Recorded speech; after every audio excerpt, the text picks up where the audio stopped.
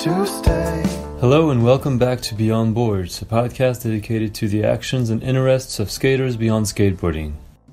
My guest today, Chris Lawton, grew up in Boston, Lincolnshire, in the East Midlands part of England, where he discovered skateboarding in his teenage years.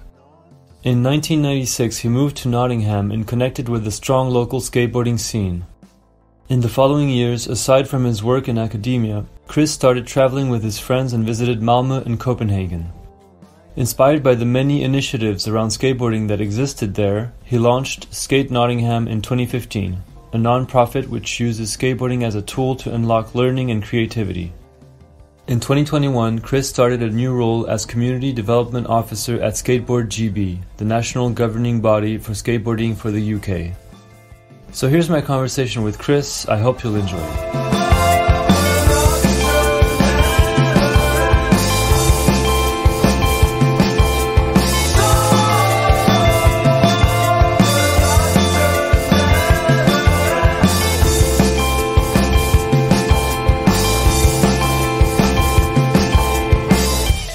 So yeah, thank you so much again. I'm really happy to get to talk to you. So we can maybe start with you telling me about like how you picked up a skateboard maybe. Yeah, well, I grew up in somewhere called Boston, which is in a county in Lincolnshire, which is really rural. Okay. I lived about 8 miles out of Boston. So my sister and I, we thought we were probably the only people under 40 in about a 4 to 5 mile radius when we were children growing up. Mm-hmm. So it's pretty isolated. And one of those strange places in England, maybe similar to kind of parts of the Midwest in America, where you're kind of 10 years behind the rest of kind of the global north in terms of youth culture and all that sort of stuff. And my dad was a super keen dinghy sailor, obsessively keen dinghy sailor. So he worked for a boat builders. And so every weekend he'd be competing somewhere. And as we got a little bit older, we would go with him wherever he was going. Mm-hmm. Initially around the UK and then around Europe in the summer quite a lot. And that meant I was kind of seeing people from outside of this kind of very rural part outside of Boston in Lincolnshire. Mm-hmm. And I kind of I guess towards the late 80s, I started seeing skateboarders. So we went to La Rochelle in France. Yeah. We go to Cornwall quite a lot. And I guess sort of because of the surf scene in Cornwall, there was kind of a strong skate scene in some of the kind of the parts of Cornwall like Newquay or Falmouth where they'd also be sailing. And like a 10, 11-year-old, I was kind of super... I'd not really seen the Back to the Future thing because my life was pretty isolated. We kind of watched what my parents watched on TV or what have you. We didn't have an awful lot of autonomy. Mm-hmm. So I just started seeing these kind of snippets of skateboarding. And it just like the clothes that people wore and kind of how they looked. And as a really shy young man, how skateboarders seemed to be like a little crew. Yeah. Whilst not being the kind of the football lads or what we kind of call townies in Britain or did in the 90s, kind of lads who like fighting, they're kind of hyper masculine. They're kind of like the bullies at school. Right. And skaters seem to have these little crews that weren't like that. And the other thing that I guess kind of started reeling me in is the little village newsagent, the kind of little weird shop that would sell newspapers, magazines, sweets and alcohol. Also sold initially Rad magazine when I was kind of somewhere between kind of 11 and 12, 13, and then Sidewalk magazine when that came in my kind of later teens. Okay. I didn't have a skateboard. I had no idea of how to access skateboarding, but I was kind of becoming a fan and becoming kind of, by a sort of a degree of separation, kind of a bit obsessed with it. Okay. And I was really into the Beastie Boys and Fugazi, because weirdly Boston was and it still has a really strong hardcore punk scene. Mm-hmm. So it was kind of like 10 years behind Britain in a lot of ways, but had quite a strong alternative music scene.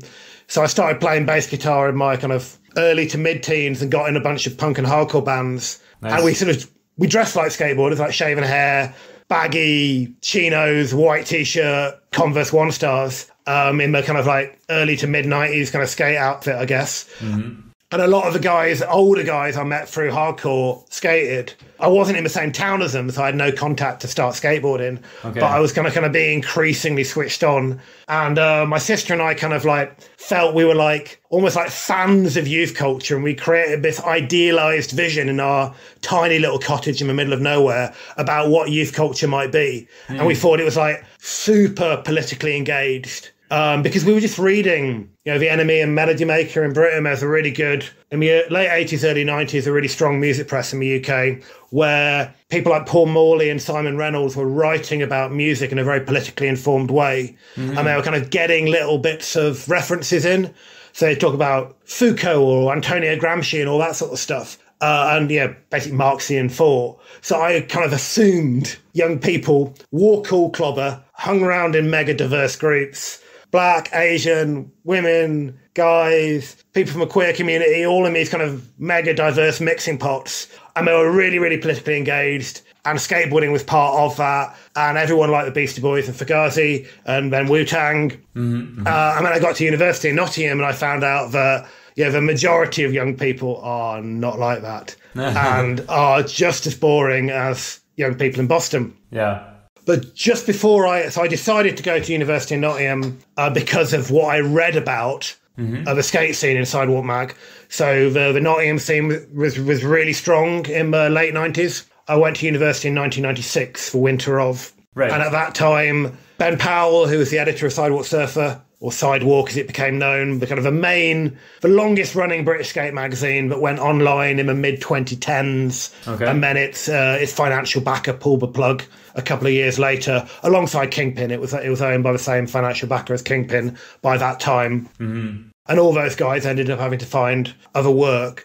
But through the 90s and 2000s particularly, it was kind of the centre of British skateboarding and its moral voice. And I'll sort of come back to that, I think, a bit as we talk about things. Sure. And Ben at the time kind of lived in Nottingham. He's a pretty good skateboarder. And Andy Horsley, the photo editor, also moved to Nottingham. And then a guy called Stephen King, not the author, the skate photographer Kingy, who's from the kind of Liverpool area. He also lived in Nottingham. So we had Sidewalk and then Document magazine really located in the city. The guys that started Unabomber skateboards in the 90s, Pete Hellicar, Alan Rushbrook, Harry Bastard, Alan Cuthbert's son to his mum, they also lived in Nottingham. A guy called John Weatherall, who was in the early stages of Blueprint, when it was known as Panic Blueprint. He was a Nottingham skater and a really, really kind of important early British stylish tech skater. Okay. So sort of Gino style switch flips in the kind of mid to late 90s. Okay. He wrecked his ankles and got a job at Paul Smith and faded out of skateboarding about the same sort of time as I moved to Nottingham. But he also had these kind of iconic spots. Old Market Square, where you could see Kareem Campbell would come on like a world trip. There's a rad photograph that shows Dill, Gino, Keenan Milton, all these guys just chilling in Old Market Square. On a weekend, you'd see Mark Baines, the Shipman brothers, these heavy hitters skating there. Baines and Shipman from just north of Nottingham in Worksop, a small town in Nottinghamshire kind of coal mining communities. So it was a real like late 90s hotspot. So I deliberately chose Nottingham because it had a good history department at the university, and I thought it was kind of where it was at. Right. And it was kind of familiar to me because it was 50 miles away from where I grew up. So it was a big city, and not a terrifying big city if you're a hick from the middle of nowhere. And so what did you study when you went to university? You studied like history, right? I started off studying history, and then I specialised in modern history and cultural history. Right. And particularly the cultural history of Japan was going to be the PhD I never did. What prevented you from going along and doing that PhD? Did you just start working and just life got in the way kind of, or? Yeah, after I graduated, after doing that kind of a bit lost, I wanted to stay in Nottingham. So before I moved to Nottingham, that summer, the summer when I was sort of 18, I kind of dabbled with skateboarding as much as like friends, older brothers who had boards, that kind of access to it. None of my friends skated. I didn't know anyone who skated. No one in my year skated at school. But there's a few older guys who like, I could just spot them. They were wearing like Thrasher hoodies, American Mark Johnsons. They just looked cool and I wanted to be part of their gang. Right. And I kind of knew they skated. Later, I found one of them was Ian Passmore, who went on to be part of filming Blueprints Lost and Found. He also grew up in Boston, but he was a few years older than me, so I never knew him when he lived in Boston. But I was just super aware. So I managed to get my hands on a skateboard for kind of university orientation trip. I sacked that off. I went into Nottingham to the skate shop and bought myself like the cheapest shop brand complete I could get my hands on, which was at the time like quite a good board because the little brand that was started out of the skate shop Roller Snakes, which became a big online store, had a mini ramp that Tom Penny skated in and stuff. So, Nottingham was really important in kind of late 90s British skateboarding. Roller Snakes created the environment that Sidewalk magazine came out of. An STM brand became STN Zine, which became Sidewalk eventually. Okay. And if you want to hear about that story, Ben Powell's done a great interview with the Looking Sideways pod all about that kind of background. But I bought an STM deck from Roller Snakes, which was kind of like a shop brand. And it was good enough to learn to ollie on. So over the summer before I went to university, I learned to ollie. I could ollie up curbs. I could get the board to flip, but I couldn't land it. I could do frontside 180s and stuff. So I had enough kind of orientation, and I started dressing like a skateboarder. Started off as like a hardcore kid, and then becoming more like wearing world t-shirts and stuff, and becoming more like a skater by the time by October 96. Okay. So it meant I could kind of like introduce myself to skaters and start getting in the mix, which happened quite quickly. Although I obviously starting at 18, you're at a real disadvantage. The people that became my friends, and I'm really, really privileged to say are still my friends, the guys that I started skating with in 96, most of them are still skate, and a large majority of them are still like my closest friends now, which is the beauty of skateboarding, I guess. Particularly in my 40s now, so many of my friends from past work don't really have any other male friends. And I have this really wonderful, like, supportive group of male friends that have been through kind of thick and thin together because of skateboarding. So that rapid induction into skateboarding gave me the community I'd never had as a child growing up in a rural environment, being highly dyspraxic, struggling a bit at school, being very shy, having a lisp, getting to secondary school in a nearby town, having a really kind of nasty bullying culture. So it's like the shy kid with a lisp who was terrible at sport because I was dyspraxic. You just lined up to be kind of a bully's favourite person. Yeah. And then finding skateboarding and finding I could still be socially awkward, still be a bit of a nerd, but have a community around me that kind of gave a shit, meant when I then graduated and finished university, I really wanted to stay in Nottingham. And I was planning to do a PhD and planning to do it at Sheffield that had a very good Far East Asian studies department. Okay. And I wanted to spend a year teaching English in Japan whilst doing my PhD so I'd improve my language. And I was studying Japanese in evening class and geeking out on Japanese skateboarding at the time. And that was just starting kind of discovering this really unique identity that, people like Nick Palomino's done an amazing job Nick Sharrett has done an amazing job in capturing and bringing to British and European skateboarding. Yeah, because we're talking about a time, sorry to cut you off, but we're talking about a time pre-internet, pre-YouTube, pre-everything, social networks. So to get like Japanese skate videos in the late 90s, I'm sure is quite difficult, yeah. Yeah, and it's just like following the cookie trail. And people like Ben Powell in Sidewalk had such an important role in this as kind of like growing up as an outsider himself in Yorkshire, being quite a bookish kid and finding, and he's 5 years older than I am, so sort of a generation above me, finding the same kind of trail as a teenager that takes him to skateboarding, the same references that is both the dumbest thing on earth and also really quite clever. Yeah.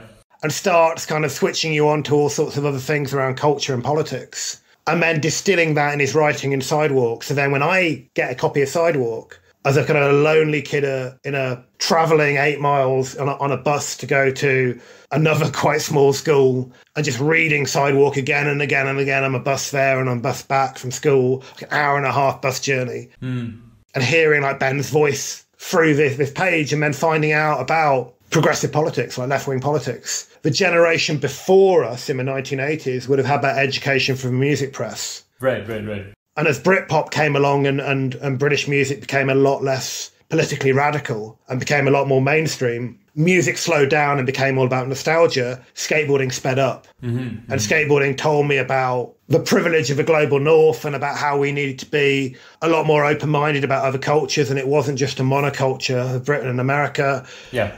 It started telling me about my privilege as a white male and where I might then leave my activism and trying to kind of give up some of that power. And, the intersection between culture, fashion, music, and the physical act of skateboarding and how that had radical potential.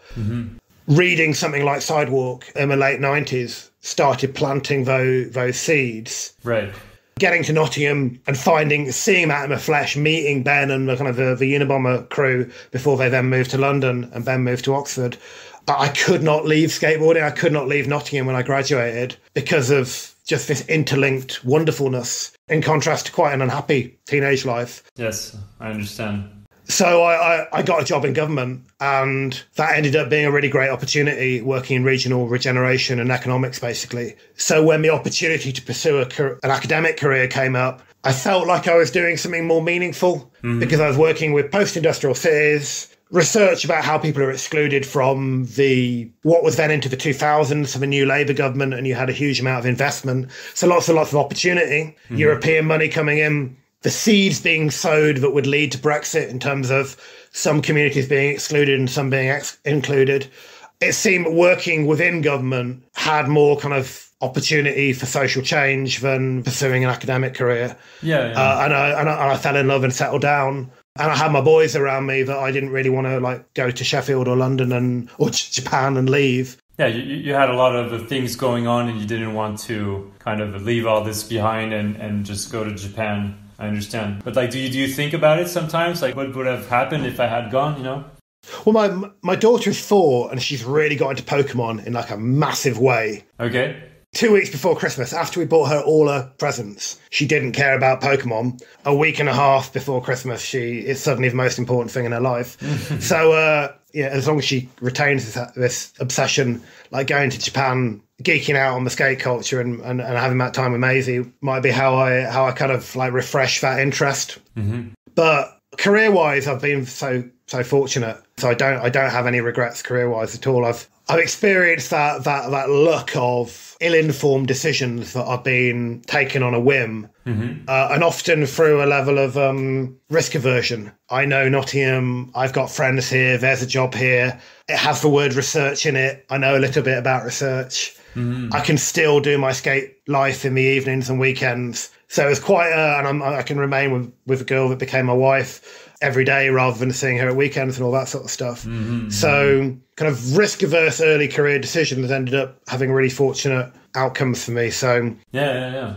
And so you were telling me about this first job that you did after university, and eventually you went into academia. You started teaching, right? Yeah. So tell me about maybe these first experiences that eventually brought you into creating Skate Nottingham, even though that's a bit farther down the road. But yeah. So a little bit of background, I guess, for listeners who might not be from the UK.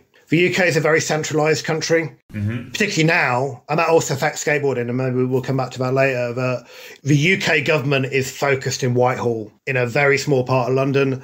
All the main departments around there, that's where the Houses of Parliament is. There's a street in London where a number of the main departments of state are.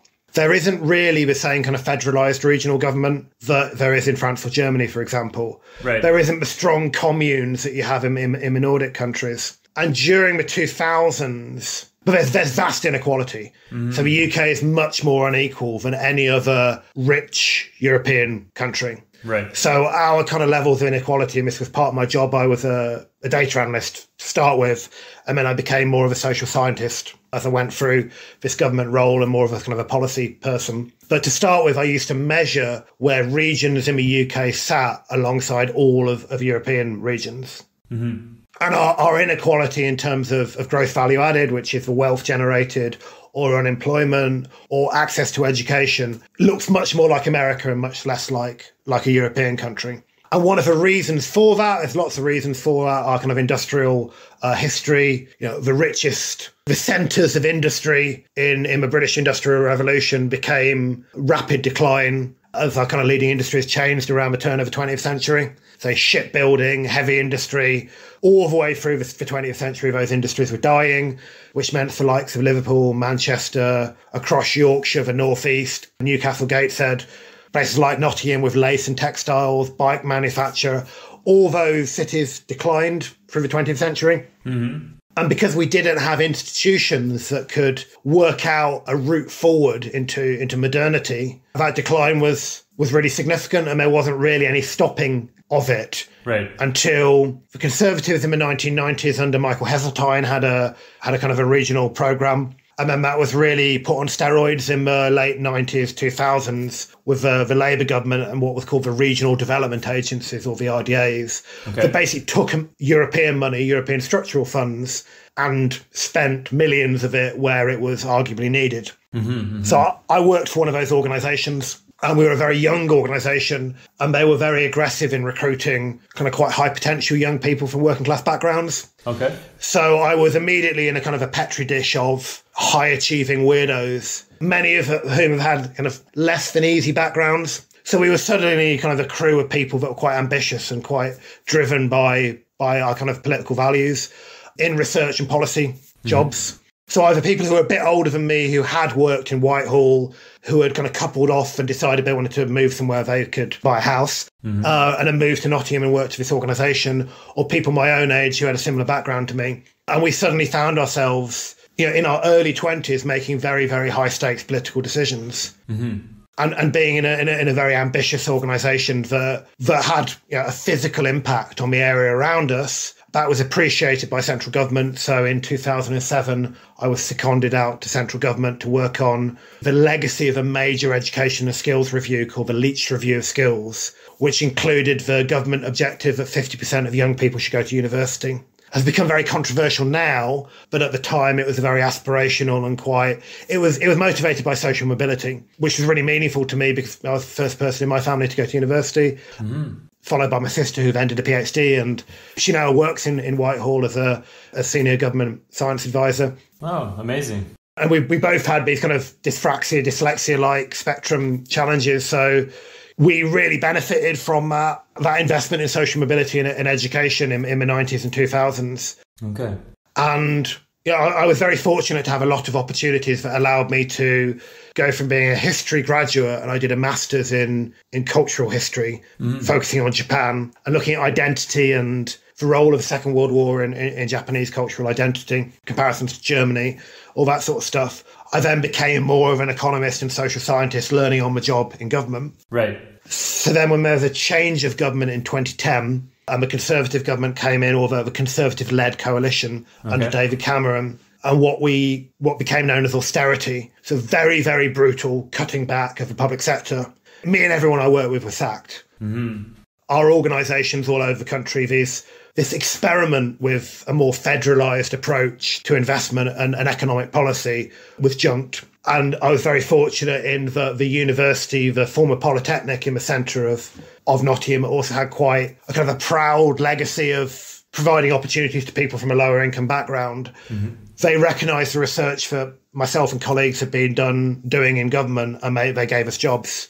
They generated these job descriptions and recruited us. They headhunted us directly from government. So David Cameron and George Osborne sacked us, and Nottingham Trent University kindly recruited us. Okay.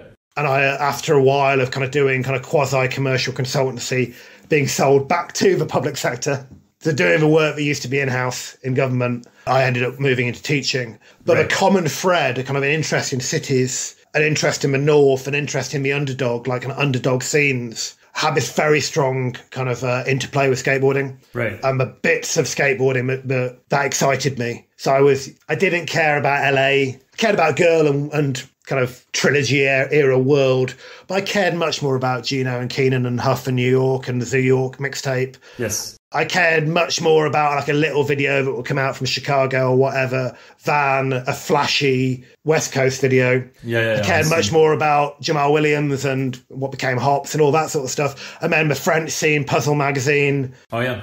My wife's a linguist. She speaks very good French and German. Oh, nice. I'm like a weedy version of Bruce Willis in Die Hard, in that I can speak English and bad English. So my wife worked for Games Workshop, a war games company, which Andy Horsley from Sidewalk now works for. And she had a kind of European customer service role. So we were going to France and Germany quite a lot through the 2000s. And I got really into kind of like the underdog scenes, particularly in France, Lyon, Bordeaux, Puzzle magazine, Cologne in Germany. And then with a Nordic, particularly around Malmö, when that all started firing up, yes, I was kind of an early stan of that. I was just hyped on it, and I was hyped on the will that went behind it. Yeah. When was your first time that you went to Malmö? I mean, that's a little bit later. So I'm working at university and I'm desperately unhappy. Mm-hmm. University has become a real sausage factory of maths teaching, like 200 students, a lot of administration, a lot of competitiveness, long hour culture, very masculine long hour culture. The kind of more philanthropic research I was doing for public policy wasn't really being valued by the institution anymore. There'd been a change of personnel. So my original reason for recruitment had kind of faded a bit, I guess. Okay. And I felt like what I was doing in skateboarding at the weekends and in the evening of just filming and kind of cultural production of being an average committed skateboarder was more meaningful socially than what I was doing in the 9 to 5. Sure, yeah. And then Phil Evans' Coping Mechanism came out, the film that Phil Evans made. Yes. Kind of a passion project about the Malmö scene. Nick Sharrett had just started the Palomino. Oh, yeah. I turned 30 and was kind of thinking about what my identity was as a skateboarder, and then suddenly this web store that sold all these really nichey things that connected underdog scenes. Right, yeah. I suddenly kind of became Nick's biggest fan and frequently awkwardly tell him that to his embarrassment. And I got hold of Coping Mechanism really on Nick's kind of recommendation on the Palomino. And it was life-changing, like me and a group of mates who were all doing similar jobs. So my friend Simon Benaki was working for a domestic violence charity. Mm-hmm. My friend Benno Taylor, who's a really great skateboarder who's been skating for a long time in Nottingham, he still works for a big homelessness charity called Framework. So we had these these out of skateboarding skills. Right, right. And we were all a little bit lost at that time. Skateboarding in Nottingham was being very, very brutally enforced against. Particularly younger people were being put in the back of police vans. If there was a skateboarding ban in the city, there wasn't much investment in infrastructure. Mm-hmm. So it's pretty hard to be a skateboarder. So from the early 2000s, when skateboarding was centred in Nottingham alongside London and Manchester and Bristol, by mid-2000s it had really faded. So we watched Coping Mechanism. We were already doing a bit of DIY. We were already kind of travelling around the kind of the former industrial, former coal field parts of North Nottinghamshire and South Yorkshire. We were going to Sheffield a lot. We'd seen Pontus's 2 films. So, yeah, The Strongest of the Strange. And In Search of the Miraculous. Right, yeah. So, like, Jugger was one of my favourite skaters of kind of late 2000s, early 2010s, particularly because of his section in Search of the Miraculous and then Grey Area, the video that was made out of Poland that he had a really great section in. Right. So when Coping Mechanism came out that told us how to do it, like how you can do this, that was, we sat in a living room and we watched it together. The following summer, we went to Copenhagen and Malmö for 6 days. And we were there to skate and party and stuff, but to also have our eyes peeled around kind of the architecture and the skate parks and to try and feel part of the scene. And we just made ourselves really boring to the shops and asked them loads of questions, particularly in Street Lab and Street Lab and Street Machine in Malmö and Copenhagen, respectively. And came back and started to skate Nottingham straight afterwards. Right. So that would have been 2015-16. And at that time, the only activism going on in British skateboarding was Long Live South Bank. The incredible victory of Long Live South Bank. Right, yeah. And Girl Skate UK, which started in 2014. One of the most important people in value-driven British skateboarding is Danny Gallagher, who started Girl Skate UK. Mm-hmm. So much of the story of inclusive and more diverse skateboarding has been driven by her efforts, and they're still being insufficiently rewarded, I think, and insufficiently celebrated. Lucy Adams, a really, really important advocate and kind of living by your values. But other than that, there's Shredder North from the Northeast. That started in 2014 by David Palmer. Mm-hmm. So there's Long Live South Bank, Girl Skate UK and Shredder North. And that was it in terms of ambitious, value-driven, non-profit skateboarding projects. In the UK. There's older projects. So the Far Academy in Whitstable in Kent. Mm-hmm. You do really, really great work. And then Oxford Wheels project in Oxford, sort of skate park campaigning and creating a safe space for people of all backgrounds to skate. Mm-hmm. They were quite kind of regionally focused.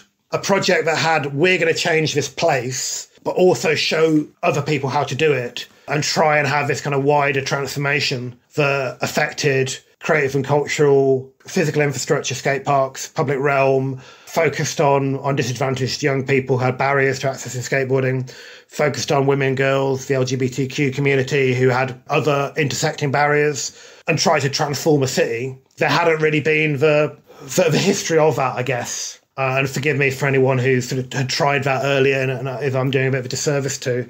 Within my generation, there wasn't a kind of a modern memory of doing that to that scale of ambition. Mm-hmm. And Long Live South Bank showed us how to do that level of good activism in Britain, mm-hmm. and Malmö showed us how to do that good activism at a European level. Yes. So I immediately started annoying Gustav by email and Stu McClure, and both of whom I'm really fond of, and they've been super generous with their time over the years. Yeah. And so I think you saw also that there were lots of things in common between Malmö and Nottingham, like the sizes of the cities and that kind of their overall background. So I guess you must have drawn a lot of influence from what they had been doing over there and what they've kept doing. Yeah, absolutely. And I think, something that Gustav said to me early days, Gustav Sandberg Eden, apologies for my terrible pronunciation of anything that isn't like...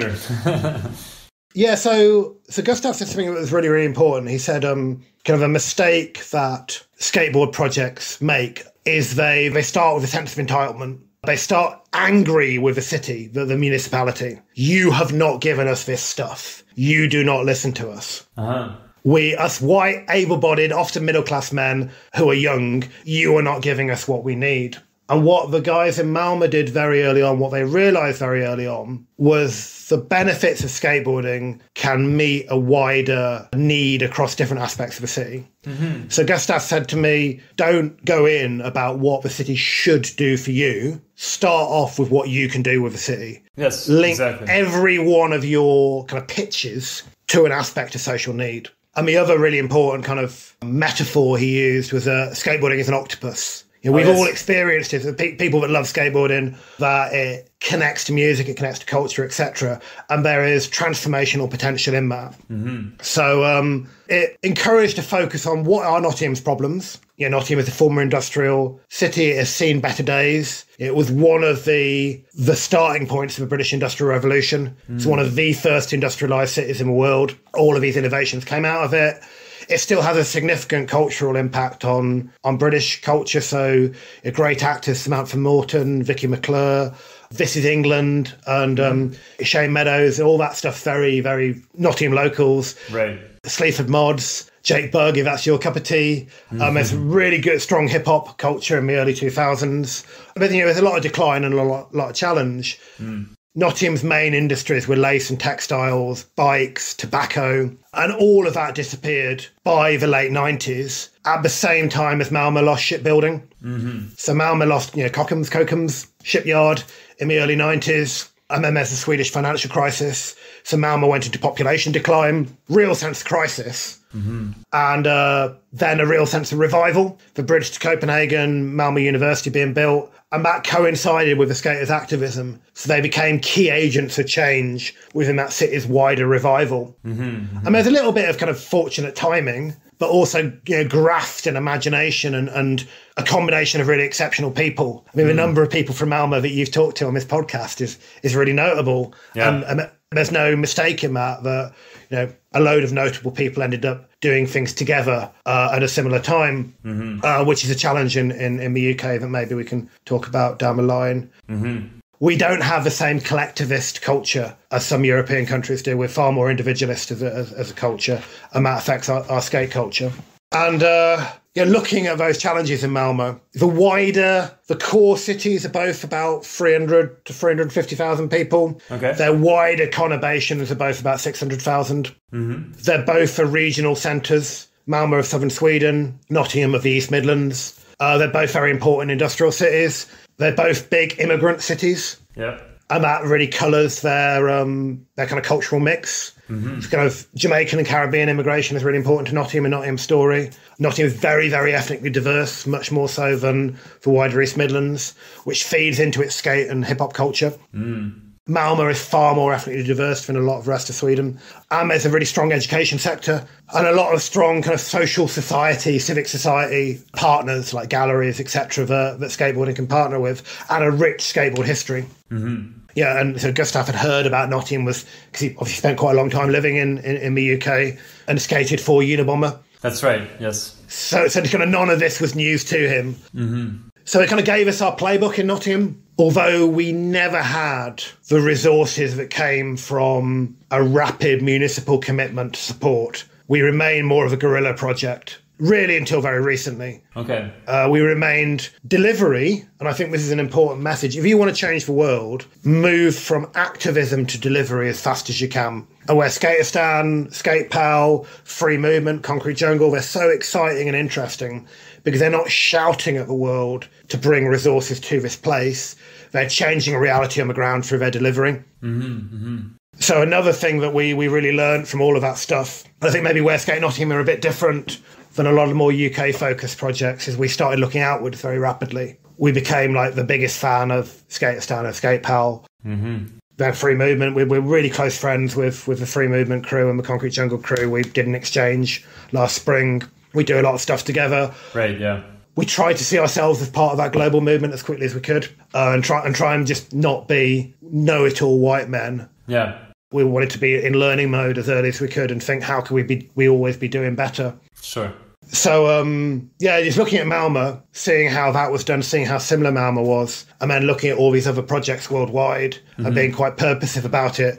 But it's remained very difficult. We've never had that kind of Malmö City Council embrace of a pat on the head, like, you guys have done great, come into the room. We've always had to be making reality change through hard work. Yeah.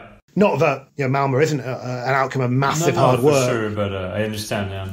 But the door has kind of only ever been half open. I think that's a common challenge across the UK, that we don't really have the collectivist political culture that means our house is in order in skateboarding. We bicker between ourselves.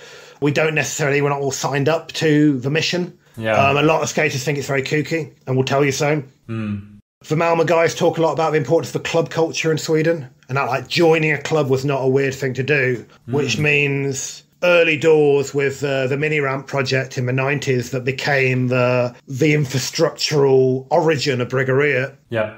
It meant they could engage with the city with this enormous club. Or look at all the members we've got. You can't do that in Britain. Okay. A lot of people will tell you to fuck off if you ask them to join a club.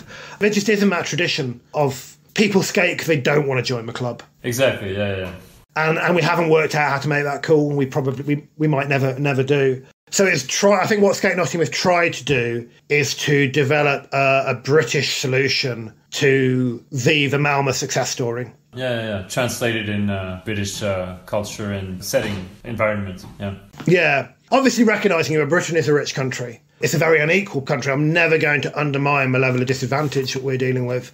Nottingham has the lowest household income bar nowhere in the UK, the lowest gross disposable household income according to the ONS, significantly lower. It's got a £9 billion economy, so it creates a lot of wealth. Very little of that come back to the people that live in Nottingham. So it's got very, very disadvantaged post-war estates around the city centre. Okay. Very, very ethnically diverse, disadvantaged estates.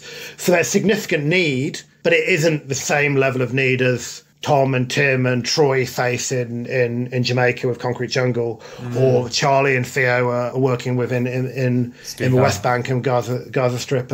But it's our set of problems and barriers are different and quite specific to the UK political economy and the UK skate scene.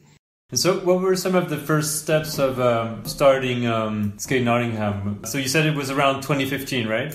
Yeah, we started sort of playing with it around 2015. We got serious in 2017. We created an organisational entity, a legal entity, that would allow us to get money. But we started doing film nights and skate park campaigning. The first project we did was a little skate park right next door to the city's main kind of street plaza, called Stanton Market.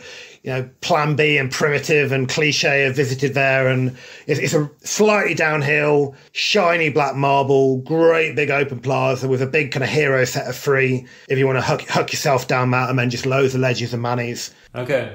and it will have on a sunny evening, more than 200 skaters hanging there. Wow. And then you've got all of the bars and kind of, it's the frontier of gentrification between the city centre and a very low income, working class, kind of mainly social housing, council estate community. Okay. With a lot of sort of gang violence and stuff going on one side of the road. The other side of the road, you've got Stanton Market.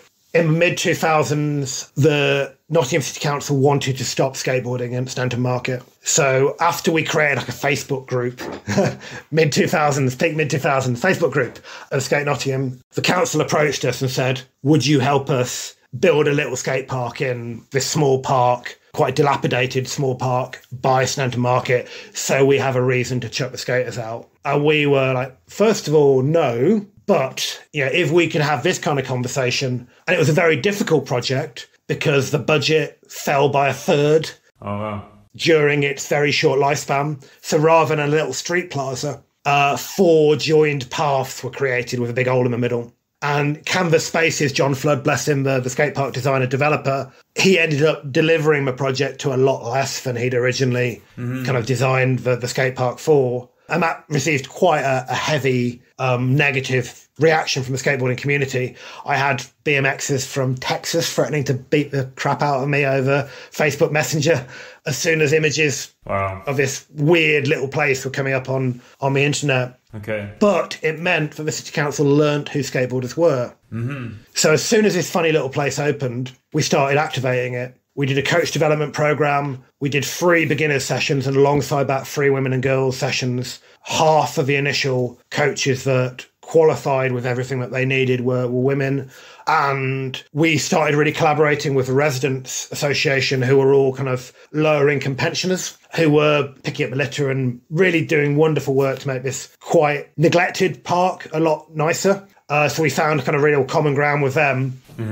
And then we started working with a charity called the Renewal Trust, who kind of are the saviours of this local area. They invest very significantly there, where a lot of the public sector has kind of retreated from there. So the City Council found out what skateboarders could be like.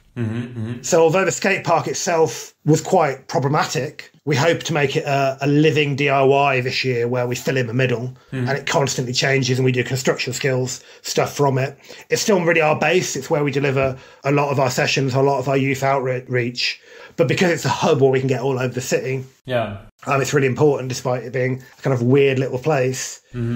The transformational element of it is the city started massively de-escalating because they realised they could work with us. And rather, they had this terrible quote. They published this youth development strategy in 2016. And it said, I know the quote so well I can quote it verbatim. Despite being non-violent, skateboarders are often seen to gather with the other undesirables, including prostitutes and drug dealers. So they had this really negative framing of skateboarding as a kind of a driver of antisocial behaviour, alongside a kind of a hangover from the new Labour days of social liberalism, but quite an authoritarian approach to local politics. It gets categorised as fear of youth. A lot of bylaws came in during the 2000s that didn't just prevent you from skateboarding, but you couldn't walk into a town centre with more than 2 other people under 18 and all that. Yeah. I remember you telling about this at Pushing Borders. Yeah, it seems pretty crazy.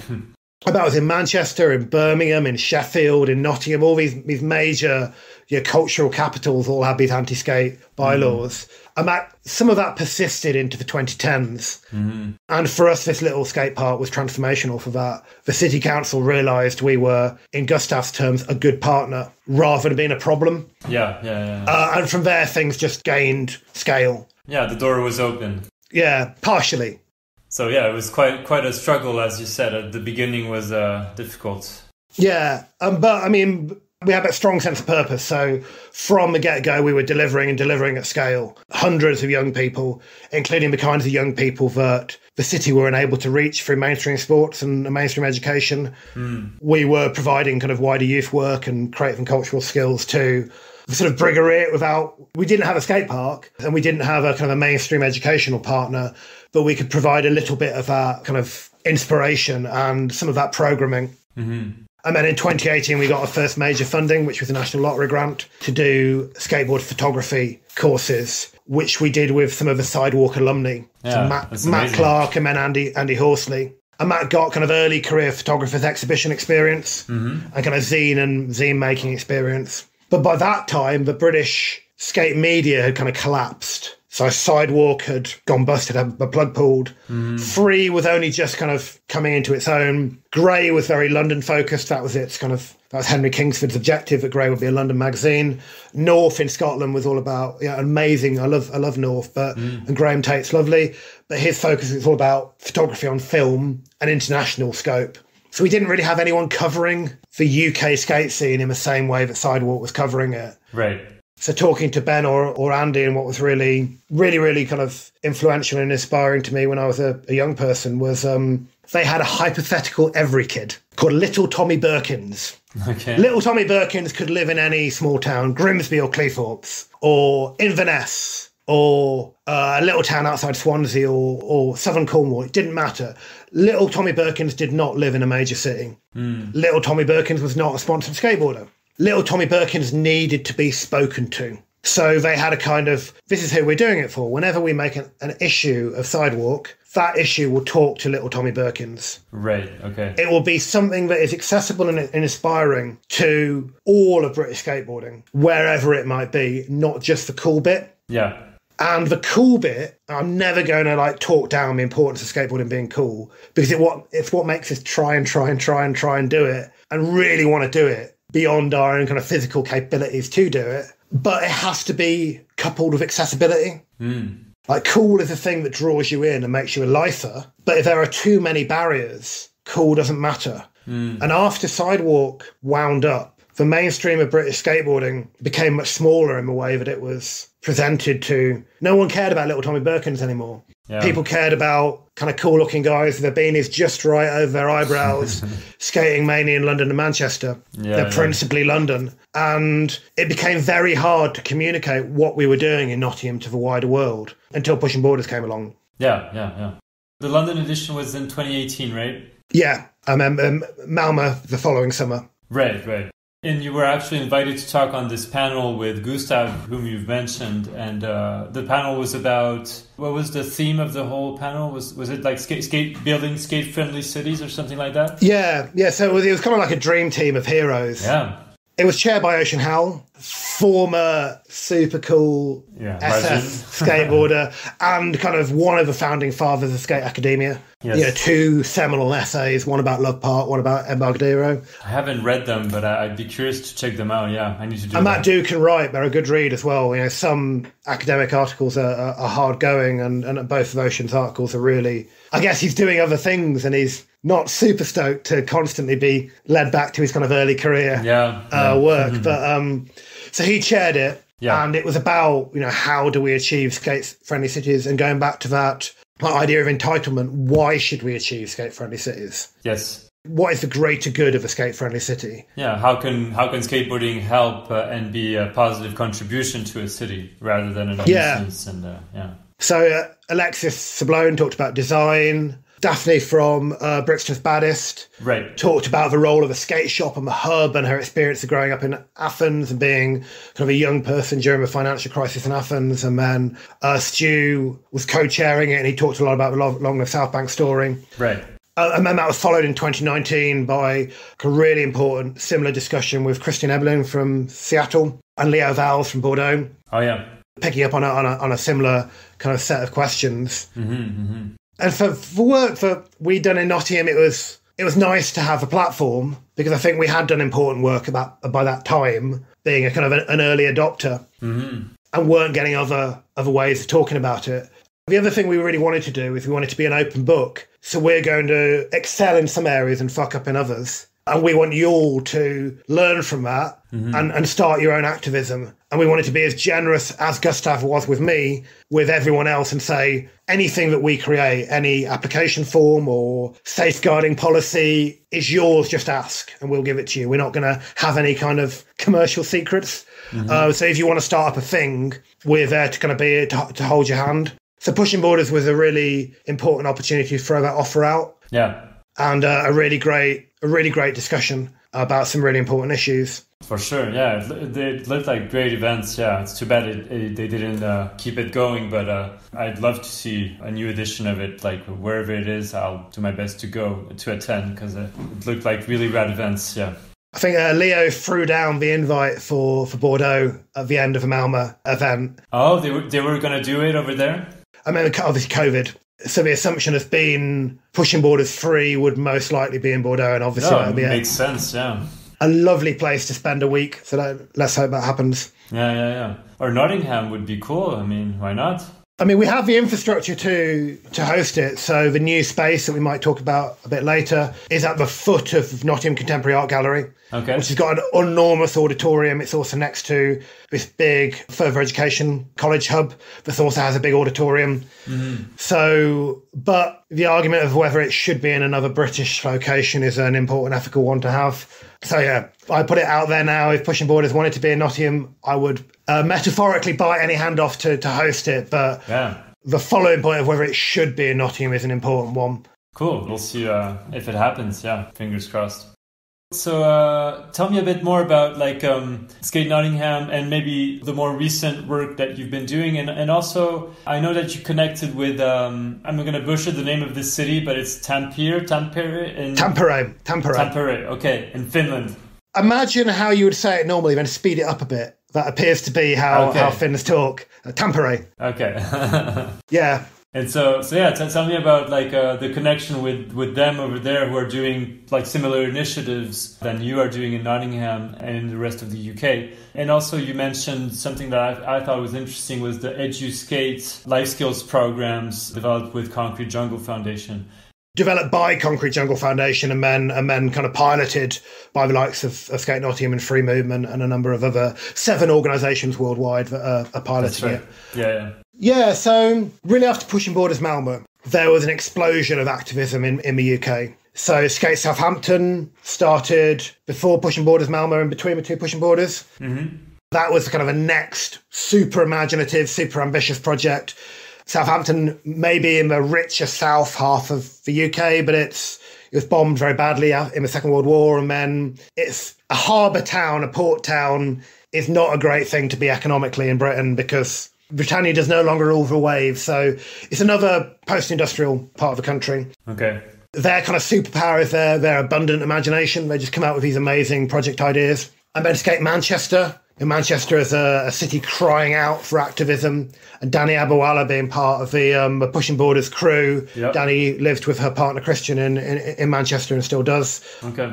With someone called Patrick Crick. She established Skate Manchester in between, just after Pushing Borders Malmö. And then after us, we've had organisation after organisation after organisation. So Skate Suffolk and Ipswich. Ipswich has got a wonderful skate history. Mm-hmm. Everyone on boards in Walthamstow. Birmingham skate spaces that have come out of a Bournebrook DIY story. Hackney Bumps and the Grove DIYs in London. I'm going to be missing people, but obviously the OG, Shreba North, Girl Skate UK. Shreba North has kind of gone from strength to strength as well. So it went from being quite a sparse world to being a lot of activism in Britain. Yeah, that's amazing. And a lot of it going under the radar. Mm-hmm. So I did a talk in the Grove DIY in South London alongside Tom from Critchley from Concrete Jungle Foundation. Right. And I asked, it was relatively well attended, about 40 people. And I said, who's heard of Shreba North? No hands go up. Mm-hmm. Who's heard of Girl Skate UK? 3 or 4 hands go up. Wow. And I'm not blaming people. These things are undercovered. Yeah. So Nottingham kept on going from strength to strength, and we decided to kind of flex a little bit and look over to what is it that Malmö and Copenhagen have both done to take their delivery to the next level. Mm-hmm. And I asked Gustav, I'm going to swear again, apologies. He said, you need a fucking big event. So we got a National Lottery grant, a National Lottery small grant, so £10,000, significant amount of cash, to deliver what we call the Skateboarding in the City Festival in 2019. So right after Pushing Borders then? Right after Pushing Borders. It was 2 weeks before Pushing Borders Malmö. Oh, okay. And we had a Q&A panel discussion that then fed into Pushing Borders. So I chaired a workshop in Pushing Borders Malmö that had some of the questions that had been tabled during this earlier thing. Okay. We had a filming competition for the week where people would take advantage of the liberalisation of skateboarding in Nottingham and skate the city and film and edit. And then we had the city's art cinema hosted us to do a great big auditorium and screen room. We screened these skate vids. The winners then went to Malmö. Mm-hmm. So we funded the winners to go to Skate Malmö Street and represent Notts and the UK. It happened at the same time as Pushing Borders, Malmö. Okay. So basically all these old geeks like me went along with kind of young guns who had kind of earned their seat on the plane through banging video edits. Okay. And then a series of more set-piece comps alongside kind of installations around the city and all that sort of stuff. And the guys at Tampere had just got an article in The Guardian called Uphill Slope. Okay. That talked about the activism they've been doing, and no one knew about it. So they had started a very similar kind of Malmö story where the skaters had organised around a DIY, the matchstick factory DIY, and built an institution around that, I guess, a crew that organised. They got a little bit of funding from a local sponsor. The city saw that capacity. At the same time, the city were developing this big former industrial area, these sort of Robocop-like vacant brick factory buildings, basically, that was in a decade's time going to become a sustainable flash set of apartments by the lake. But until they became that, it was going to be a meanwhile space. Okay. So the skaters proposed and costed a 4-year plan to build an indoor legitimised DIY that became Kennelly DIY. And created a whole business plan and engagement plan around that. They included events, big events. They do 2 big Trilogy and Manzarama, 2 big kind of festivals a year that the city fund them for. And then that allowed them to do more and more. So Mikko Kiranvita, who works at Tampere University, he worked alongside Temo Grunlund, who runs the skate social enterprise, which is called the Ramp Dogs or Karre Koirat, which I probably butchered. They developed a proposal with a high school, which in British terms is a further education college, 16 to 19-year-olds, to create a skate programme, which started this academic year. So Tom from Concrete Jungle and I visited them last April to visit the school and look at all the stuff they were doing. But it never really benefited from a kind of Malmö cool. Jaakko Ajanen and his sponsorship with DC and Element. He owns a skate shop, although he's moved to Helsinki. Okay. Manjana skate shop. And he's really involved in supporting the social enterprise there. But Malmö managed to have a kind of a Quicksilver, Vans, Nike connections, and all of the great video content that came from Malmö that meant that, and obviously Polar and Pontus, that meant that international skateboarding took note. Tampere is as rad, but has been a bit more below the radar. Okay. So we had like brother from different mother kind of thing of like, you guys are killing it. We think we're killing it. Let's hang out. Between the National Lottery and the Finnish embassy and a guy called Vanti Lindeval, who does a lot of the filming, the cultural production in Tampere skating, is a good skater and went to film school in Helsinki, I think. So does very ambitious film as well as leading the film module at the skate high school. Mm-hmm. He got some Finnish Film Institute funding. So basically a crew of Tampere skaters came to Nottingham and spent a week with us. And then we all together went to Malmö. Okay. And kind of formed this partnership, I guess, where we just kind of share and just are each other's fans. Mm-hmm. And I visited Tampere finally after COVID had gone away. I visited in the spring. Right. And Skateboard GB supported me to do that, which was really, really appreciated. I would love to go back with a bigger Nottingham crew and do some more sustained partnering to get kind of young people who don't otherwise travel with skateboarding to maybe build some DIY with Temu and learn construction skills, and maybe we could host some of the young people from the college to do some stuff with our education providers. But yeah, we've got a close relationship with the Tampere crew, which is awesome. Yeah, that's amazing. Yeah, as you said, it's too bad that it's under the radar. Like I'd love to see more coverage of that scene and what they're doing over there. And I think this is a common challenge for purpose-driven skateboard projects across the world. That unless there is that hook into the things that mainstream skateboarding understands, it tends to be under the radar.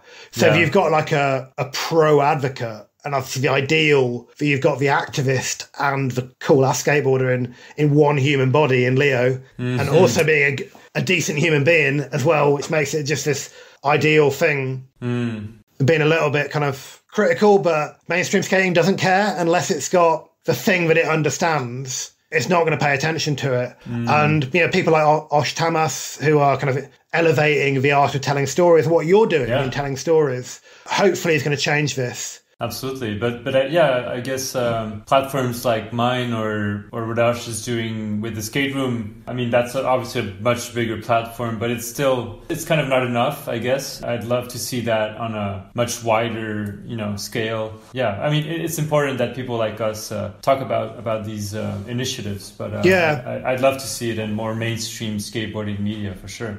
Yeah, absolutely. And I think and Kristen Eblin made the point really well in Pushing Borders Malmö. Obviously being self-effacing because she rips. But so she, for folks that don't know, she Seattle-based. She's a professional skateboarder. She's got a name on a board.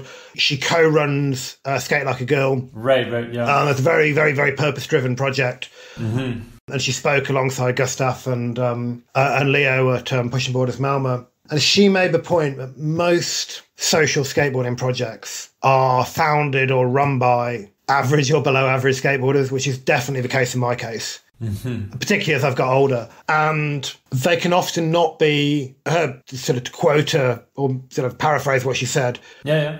If a couple of the guys that absolutely ripped in Seattle kind of got on board and advocated for what they were doing, it would be so much easier.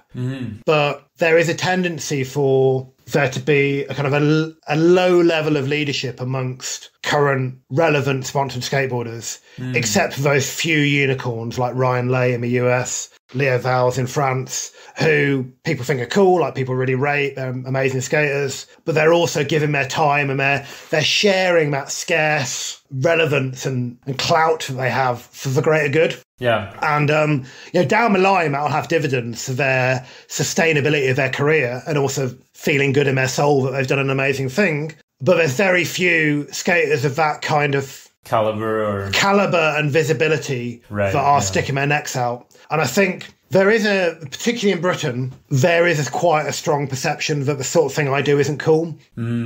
Which hurts because I really like cool skate. I like niche cool skateboarding. I'm a fan of it. Yeah.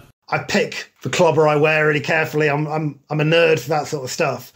I love cool skateboarding, but cool skateboarding doesn't love me, and it's a pretty abusive relationship. And it's really interesting dissecting why that is. And we can maybe chat about that. There's all sorts of. I've been told it by some people. Okay. So, for example, quite a few current sponsored skateboarders really do not like the idea of coach skateboarding. So that kind of line of like, I didn't need anyone showing me to skateboard. Why do you need this? Yeah. It's not legitimate. It's the kind of generational thing. My generation, your generation. I mean, you're about 10 years younger than me, I guess. Yeah, around there. A couple of generations below us, and those above me, we're kind of the school of hard knocks. Often we went into the city and pushed our way into skateboarding. Right. Often unaware of our privilege as being able-bodied men, straight appearing cis males. And it's a different time now, but even where there isn't the available responsible parenting, even if you have a more chaotic household, children and young people, until they're kind of 14, 15 at the youngest, aren't going into the city on their own in a way that I was when I was their age. Yeah. So the question is then, how do you get into skateboarding if it isn't through a coached environment? Right, yeah. And then if you're having additional barriers, particularly financial barriers, so you're from a low-income community, how is skateboarding accessible to you? Yeah. But that in turn creates images that are uncool. So we found out for quite a while in Skate Nottingham, and talking to Dave from Shredder North, he had a similar experience. We would post a photo of like a banging skate photo. And Skate Nottingham, we're really careful about our social media, the way we present ourselves. A guy called Tom Quigley, who's a great skate photographer, as well as an activist community organiser. He takes care of how Skate Nottingham appear to the world. He's our creative programme director. And he's very careful about branding. He makes sure stuff is as authentic to kind of skate culture as it can be. So we don't let a bad photo go out there. So we'll put a banging skate photo out of a guy dressed cool doing a back nose blunt. But we'll also put a photo out there of a beaming child in tracky bottoms standing on a skateboard for the first time. Yeah. And there'll be an amazing story about that child, about the kind of challenges that they face to get onto that skateboard. Yeah. We found if we put a banging skate photo out, we get ping, 3 is following you. Ping, Vague is following you. Like, yeah, the cool guys are following us. Yeah. The second we put out a picture of a kid in tracky bottoms, we get unfollowed. So there's that idea that kind of on-the-ground activism, the delivering, the doing skateboarding in a way that is accessible, is purposively accessible to people from a low-income background, includes a number of kind of signifiers that are uncool to skateboarding. Kids have got helmets on their heads. Of course they've got helmets on their heads. I do not want a 13-year-old on my watch falling on their head. Sure, yeah. I've got a responsibility for their well-being, I've got a safeguarding responsibility. And they're going to be in an environment which is safe, because they have additional needs and additional barriers. We are going to be, and it is our pride to be good role models to those young people, particularly if they don't otherwise have them. That's our transformation. Like, if that makes us uncool, fine. Yeah, let's be the uncoolest people ever. Yeah, if we're uncool, go sit in a puddle. You know, I would rather be uncool and still do that purpose. But that does make projects like Nottingham sit outside the interests of the mainstream. Because we're not in London. We're doing stuff that some parts of skateboarding think is pretty uncool. Yeah, as you said, and I never really thought about this, but like Instagram is really designed for like a cool aesthetic skate photo will get lots of likes just because people enjoy looking at it. But if you shoot a photo of a kid with a helmet on a skateboard and like getting a skate lesson of some sort, it's not all the same thing, and it's not as cool, I guess. But I think it's rad. It's obviously amazing that people like yourself and other people are, you know, teaching skateboarding to young kids and bringing skateboarding to underprivileged populations and everything. Yeah, and that is the transformation of people like Leo. Yeah, Leo is unequivocally cool. Lucy Adams in the UK. So my colleague Lucy, she dresses cool, she skates cool. People want to do photo features with her. You know, she is a pioneering British female professional skateboarder, as well as being an activist and now working as progression lead for Skateboard GB. Right. Yeah, she lives it in every aspect of her life. But she's taking a lot of weight. Yeah, Lucy can't do it all on her own, and being a skateboarder in Britain that people care about, who is also doing, you know, unequivocally good work. Yeah. But anyway, I mean, it's fine if people don't put likes on Instagram or whatever. Like, as long as you feel good about what you're doing with Skate Nottingham, and as long as it's inspiring other people to start initiatives like Skate Nottingham, and just keep pushing it and having fun and introducing a younger generation to skateboarding. That's really all that matters. If people think it's not cool, well, fuck them, you know, whatever. Yeah. It really doesn't matter. And there is solidarity in being the nerd. That was one of the most important things in pushing borders. Like, we're in a room with our people. Yeah. And exactly. that incredible kind of feeling of energy of community. And without that kind of outsiderness, I don't know whether I would have the friendship with Will Ascot from Free Movement or Tom Critchley from Concrete Jungle that kind of brings us together and makes us really, in quite a ruthless way, want to do things that are transformative. Yeah. Because we kind of have to. You know, Vans aren't giving me a ton of money to do stuff, or, you know, Vague won't run a photo feature on this sort of stuff. So we have to do it ourselves. And that creates energy and momentum and motivation to do it. And also collectivity. That thing that maybe British skateboarding struggles at, in being a group of very, very passionate, willful individuals without the culture of communality that the Nordics have, for example. Yeah. This kind of outsiderness throws us together and makes us do stuff together and gives us a sense of solidarity between us. Yeah. So with my Skateboard GB role, I really see the main value of my role in being the biggest fan, the biggest supporter, the biggest advocate of all of these newer social skate activism projects. And trying to help them grow and become sustainable and become change makers. I mean, most of them already are, that can keep on going beyond burnout. Because that becomes quite a risk for anything like this.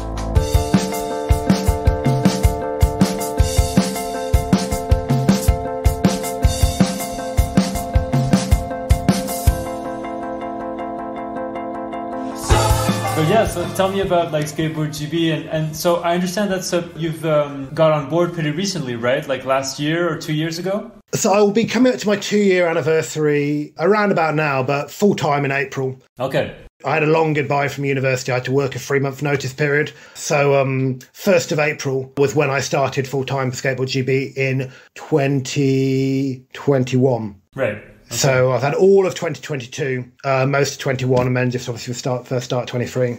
And Skateboard GB came out of Skateboard England. Skateboard England was the nascent organisation created when it became a strong likelihood that the skateboarding would be in the Tokyo Olympics. And then that gained capacity. It became a certainty. The formalised structure of having a governing body in each of the UK's devolved administrations, Skateboard Scotland, Skate Northern Ireland, Skateboard Wales, and Skateboard GB grew out of Skateboard England. So Lucy Adams was its original chair. She then stepped down. She'd more than served her time in terms of that. And then later, she successfully applied for a role as progression lead. So Lucy started a few months after I did. Okay. And I was recruited for the community development officer role. Yeah. When that role was entirely funded by a company called Habito Mortgages, who are kind of a disruptive financial technology-based mortgage lender that try and make mortgage lending easier. Okay. But they had a focus on communities and the investment in communities. So they very significantly sponsored Skateboard GB up until the turn of last financial year. Okay. And my role was funded by that in order to support skatable spaces, particularly non-traditional ones, so DIYs, town centre projects, meanwhile projects, so temporary activations, and things that kind of blur the boundaries of what is a skate park, but also had a strong activist core to it. So I had 8 of those projects I looked after for my kind of first year, alongside developing a progression framework for beginner level skateboarding. So young people having their first bash can have some kind of celebration reward. And it was quite a competitive recruitment process, I'm told. And mainly my Skate Nottingham activism got me the offer. Sure. Makes a lot of sense. I mean, with your background for this role, I mean, yeah, I'm sure there were other candidates that were valid or whatever, but you seem like the perfect person for this job. You know, in the future, when I move on, there'll be, coming up some great candidates who applied then who will be more than ready. Sure.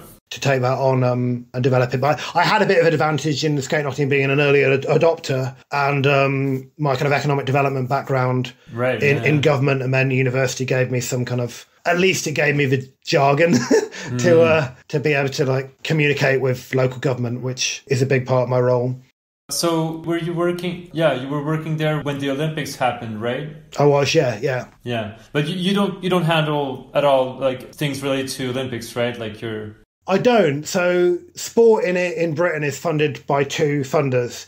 UK Sport, so two what we call quangos, quasi-autonomous non-governmental organisations, sort of arm's length bodies from the department. UK Sport fund elite sports. So UK Sport funded our kind of Olympic journey. And my colleague and quite long-term friend, Daz Percy, is our kind of performance lead who looked after the team that worked their way towards Tokyo. And in the end, it was Bombette and Sky who represented GB at Tokyo. And Sky obviously became GB's youngest ever summer medalist, which is awesome. And now we have a new team, which includes Sky and Bombette, that Darren and Sam Beckett, a multi-X Games medalist, vert and big transition skater, and a lovely human being. So he works to Daz on the performance side. Cool. Lucy works on the progression side, so the talent progression from grassroots to performance and the development of coaching. And she has 2 colleagues, Amber Edmondson, who worked for Women Skate the World, runs a new wave programme for marginalised genders, and a guy called Richard Gowers, who runs our events. Both those guys work too, Lucy. Okay. And I'm the only resource around the communities side. So I'm funded by Sport England, who is the other quango, who look after grassroots. So my role might be better sort of described with widening who goes into skateboarding and creating the facilities and the spaces for it. And the organisational infrastructure, the activism that allows those things to happen. The kind of the human side of the grassroots stuff. So obviously we need great skate parks and we need skatable spaces in city centres and young people not being criminalised for skateboarding. But to get that, we need the organisation and the activism that makes all that stuff happen, because it won't happen on its own. And that's my role, I guess, in a nutshell. Okay. So how do you divide your time between both endeavors? I'm sure Skateboard GB is your main focus on a day-to-day basis, but how much time do you dedicate to Skate Nottingham on the side? So it's very challenging, and it's something that my boss, James Hope Gill, worries a lot about, not in least about my kind of well-being. I think and this could be challenged, that the benefits for Skateboard GB of Skate Nottingham is Skate Nottingham as an early adopter and a trailblazer. So the better Skate Nottingham do, and the more they transform, more we transform Nottingham. There's learning for Skateboard GB. There's kind of like a laboratory that I have some control over in Nottingham. And there's all the relationships that are quite mature with the council, with other major stakeholders. And so as long as that's being dealt with appropriately, Nottingham is one of my key foci. Alongside other high potential important cities, Manchester, Birmingham, the North East with the work that Dave's done with Shrubber North, Ipswich with the work that Jamie and Co have done with Skate Suffolk, Skate Southampton, the amazing work that Steve Baker and Jamie Burton do there, loads of projects around London, a lot of exciting stuff around Bristol. So I kind of have a rule that if I'm going to do any Nottingham stuff during the 9 to 5, I need to have done at least 3 other cities first. Okay. To make sure I'm not like leaning into what's familiar for me to do. The downside is I don't want to, because a lot has been achieved in Nottingham. Nottingham remains a key partner for Skateboard GB. So it's easy to also see a negative of Nottingham being unfairly dealt with for its achievements because of my Skateboard GB role. Because I almost overplay my sugar. I can't do anything with Nottingham because that's also me. Yeah. So I try and get the balance right of making sure I'm not using Skateboard GB time and my salary to spend it inappropriately on Nottingham work. And I'm not using my Skateboard GB leverage to unfairly benefit Nottingham. Sure. But at the same time, I'm not disbenefiting Nottingham as a major trailblazer. And there's a constant balance there. Okay. And that balance might change in the future, not least because I don't think the UK will be like Sweden, where there is Malmö as a single hub, or Finland, where Tampere is kind of the Finnish skate association, are kind of based with Tampere and not in Helsinki because of the gravity of what they've created. British skateboarding is very strong in a number of cities, and it has that history and that kind of multipolar pull. So I don't think we would have a single Malmö in Britain. We'll have a number of cities that are kind of skate cities. Sure. And if one city kind of gets to that status before Nottingham, which is very likely, that will sort of change the dividing. Because it's pure luck. It's driven on a kind of an influential councillor, an elected member or MP or very senior officer in a council wanting it enough. And we haven't yet had someone that has that kind of leverage going, right, I am going to transform this city through skateboarding. That's going to happen soon, I think. And there are a number of candidate cities that are close towards going, we want to do an awful lot with skateboarding, we want to significantly invest. Yeah. Nottingham is not in that place, so our city council is not saying, we love what you've done, we're going to throw some money at this, we're going to fund a post or anything.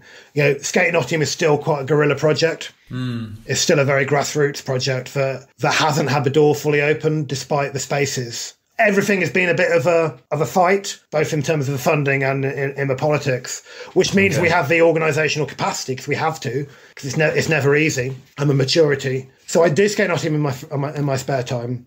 I do Skateboard GB full time in my day job, but Skate Nottingham has 1.6 people working in a little office with me. Tom Quigley covering the creative programming, the comms, the media, and a guy called Ted Hepburn, who's a super young guy who came in through a supported project for younger people who were at the time out of work. He's now working on a freelance basis 3 days a week on kind of project management, I guess, and monitoring. Okay. And then we have about a dozen coaches and volunteers who do the on-the-ground work. Most of them are paid, and they're paid like a good hourly whack, which is really important. Yeah. So Skate Nottingham can kind of roll on without me, but I do a lot of I do the grant capture, and I do a lot of the sort of idea generation, I guess, the directing. So it is challenging doing both. I'm sure. It looks like it, yeah. And so do you think you'll eventually stop working on Skate Nottingham and fully dedicate to Skateboard GB, or would you still like to keep doing stuff for Skate Nottingham since you started it and it's like your baby kind of? I mean, I think it's really important that people my age are able to give things away. Sure. And that's a real challenge for skateboarding, particularly British skateboarding. A lot of boarding 40-something men with certain perceptions and experiences based on their own trajectory into skateboarding, keeping control of it and wanting to keep control, and often being a bit hostile towards anything different and new. So I don't want to be part of the problem. So my answer would be an if-based answer, that it depends what's happened in nationally or locally. My love, I think where I can add value without crowding younger and more diverse people out, is around education and the transformative potential of skateboarding for education and activism and community organising, and sharing my kind of experience and knowledge with that and trying to empower others to do it. So whichever trajectory is most placed to use me in a good way, whether that's local or national, that will be what I end up spending. I'm 45. So if I can make the most impact nationally, and Manchester or Birmingham or the Northeast rockets off and becomes the future of British skateboarding, my focus will become 100% national, and I won't be able to do Skate Nottingham anymore. Right. Likewise, if Nottingham achieves what we want to achieve, which is becoming this kind of brigadier-like entity that can have a consistent cohort of young people, and our hope is that we have kind of college-age young people, university-age young people, and the young people that fall through the gaps, and we deliver a kind of a multi-modular learning and employability experience that is very strongly rooted in skateboarding, which I think to me is the wonder of Brigadier, that there's a very genuine use of what it is out of skateboarding that makes education work for some people, rather than this attempt to kind of reverse engineer and get through kind of curriculum barriers of, we're going to teach you employability and we're going to do a bit of board painting at the end, that sort of stuff, which can be kooky to kind of core skaters. Yeah. And it also misses a trick, I think. If we're able to do that at scale, and at the kind of scale where Nottingham needs me to kind of, I guess, almost be like a John Dalquist-like character. Yeah.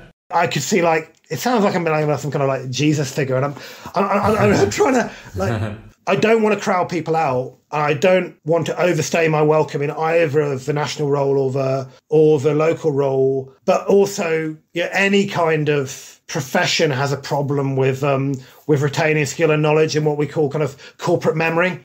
So I also don't want to like cut my nose off to spite my face.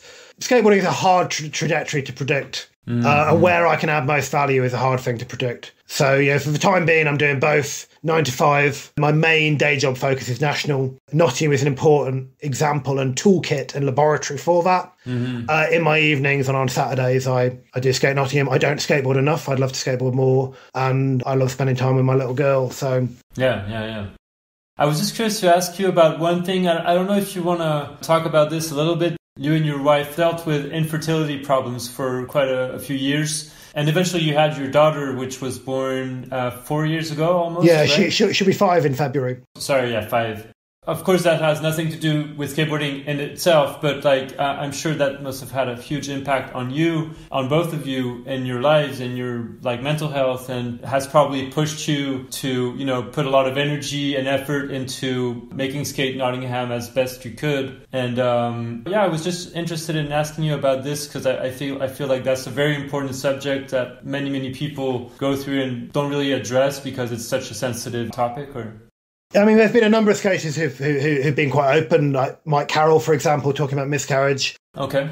I'm not going to name any more people because there are people on Instagram that have shared their stories, and I'd need their kind of consent of who they want their stories shared with. But I mean, it took 11 years for us to get to Maisie, and we lost 5 babies in that time. And there's all sorts of gender challenges between the kind of expectations of how men should be and the healthcare system and the terrible physicality and the emotional impact on the female partner and how you support your female partner if you're in a heterosexual relationship as the male, and whether you're doing that right and you have your own mental health struggles during that period. I think the things to kind of dissect from that for this conversation are, another thing to say is my wife's coping strategy was to be 100% open and yammer on to anyone that wanted to know. So if people, are struggling with starting a family and stuff like that and want to talk, just hit me up on Instagram at Glorta Snacks. I'm really sorry if it takes me 6 months to get back to you. My personal Instagram is one of the direct ways that people contact me for Skateboard GB stuff. So I really struggle managing it. So apologies to everyone of my friends who I've been a bad friend to through Instagram. First of all, skateboarding, for all of its ills, and I want to be critical about some of skateboarding's ills, skateboarding has incredible potential and there are frustrating aspects of it that don't meet that potential. And a lot of that has to do with it is whiter and maler and straighter than it needs to be still. Yeah. And people like Tom Botwood have spoken about their role and how they see their role in creating space for it not to be like that. And that's awesome, and it's changing. It needs to change more. But skateboarding's strengths in that time was creating, for me, strong non-traditional male friendships. So I was at university for a lot of my wife and I's kind of fertility struggles, and university is a very competitive, individualised environment. So I didn't have colleagues that really cared, or who were close enough for me to share that with. Sure. And it was skateboarders who were my obviously my wife had a support structure, support group, but my support structure was skateboarders, sure. And from all backgrounds, including people that hadn't been to university, that hadn't got jobs that gave them that sort of stuff. And the most emotionally intelligent people in my lives were dirtbag skateboarders who were there for me, like without any kind of judgment. And they were people that visited me and Katie when we were in hospital. They were people that know my daughter's name and I know their children's names. Not necessarily skateboarders who I actually physically had to we skate with, but more like a social media friendship with. Yeah. Yeah, so like lovely human beings like Carl Beachy, who I've met twice, but I know on Twitter. Mm-hmm. Paul O'Connor, another sort of skate academic. Mm-hmm. People are just good people that kind of say nice things and make you feel like you're not alone. Sure. And skateboarding for me was the community outside of my immediate family that were there for me. When, for me, obviously I tried to be there for my wife and I failed in a lot of cases. But for my support structure, it was skateboarding. Mm-hmm. And I think a lot more could be done around understanding mental health, not as something that needs to be always around the level of awareness raising. We do a lot of awareness raising in skateboarding and mental health, and that is amazing. Props to Ben Ramos Foundation, props to John Rattray, mega props to both. But we need to go beyond awareness raising, and John Rattray's done a lot of this in his recent zine, and start thinking about what can we do? What makes people develop poor mental health? How can we help? And how can skateboarding specifically help with that? Work, home life, alcohol and drug dependency, bad jobs, bad houses, bad relationships with parents, all that stuff can result in bad mental health, can be drivers of bad mental health. We're not there yet in practical solutions towards that within skateboarding. Skateboarding itself, shitty jobs in skateboarding, for example, sponsorship ending, people being dropped, people having bad role models, all of that sort of stuff. So we can learn from what skateboarding is good at, my kind of infertility journey with my wife and now with wonderful Maisie, and we can get some praxis. What do we do that is practical, that can help us with these drivers of poor mental health, not just the awareness of mental health? And I'm careful with saying just, because awareness of mental health is important as to itself. Of course, but we need to take it to a step further, basically. Yeah. So I usually end my interviews with this question, which is, what's the most valuable lesson that you feel you've learned from skating? Is there something that comes to mind as something that was like that very valuable life lesson? Yeah, perseverance. Like as skateboarders, we try, and we might not win. Mm-hmm. So with any kind of activism, Nottingham may not be a skate-friendly city. That is not entirely within my power to achieve. There are other factors but the journey, the perseverance, the trying is intrinsically important. I really want to be able to do backside flips again this year. My kickflip used to be pretty good. And since having knee issues, I've lost a lot of pop and my kickflip's not that consistent. I can't really do backside ollies anymore because my kind of shoulder snap has got weaker as I've got older. So I might not be able to do a backside flip ever again. It's possible. But the journey, the battle is an important life lesson. And the setting yourself up to do something, even though you might not be able to do it. I think one of the skater mindsets that makes a lot of exceptional people coming from a skate. I've not even stand the likes of Badir Bakar or Rich Holland. They're these incredible people that I've been able to work with. Their high functioning incredibleness, part of that is their skateboarding. And it is that kind of, you're not an expert, you may not be very good at it. You keep on trying and you become an expert at lots of ancillary things. And it's the trying that is most important. Absolutely. Okay, so let's finish with the friends' questions. Okay, let's start with this one. Thanks, Kenton. Now, Chris, just wanted to say congratulations on the tramline spot. And my question, I guess, stems from that and is, what do you think are the future prospects for skateboard public realm in British cities? And are there any targets for future projects? Cheers. I'm struggling with a faint kind of South accent there.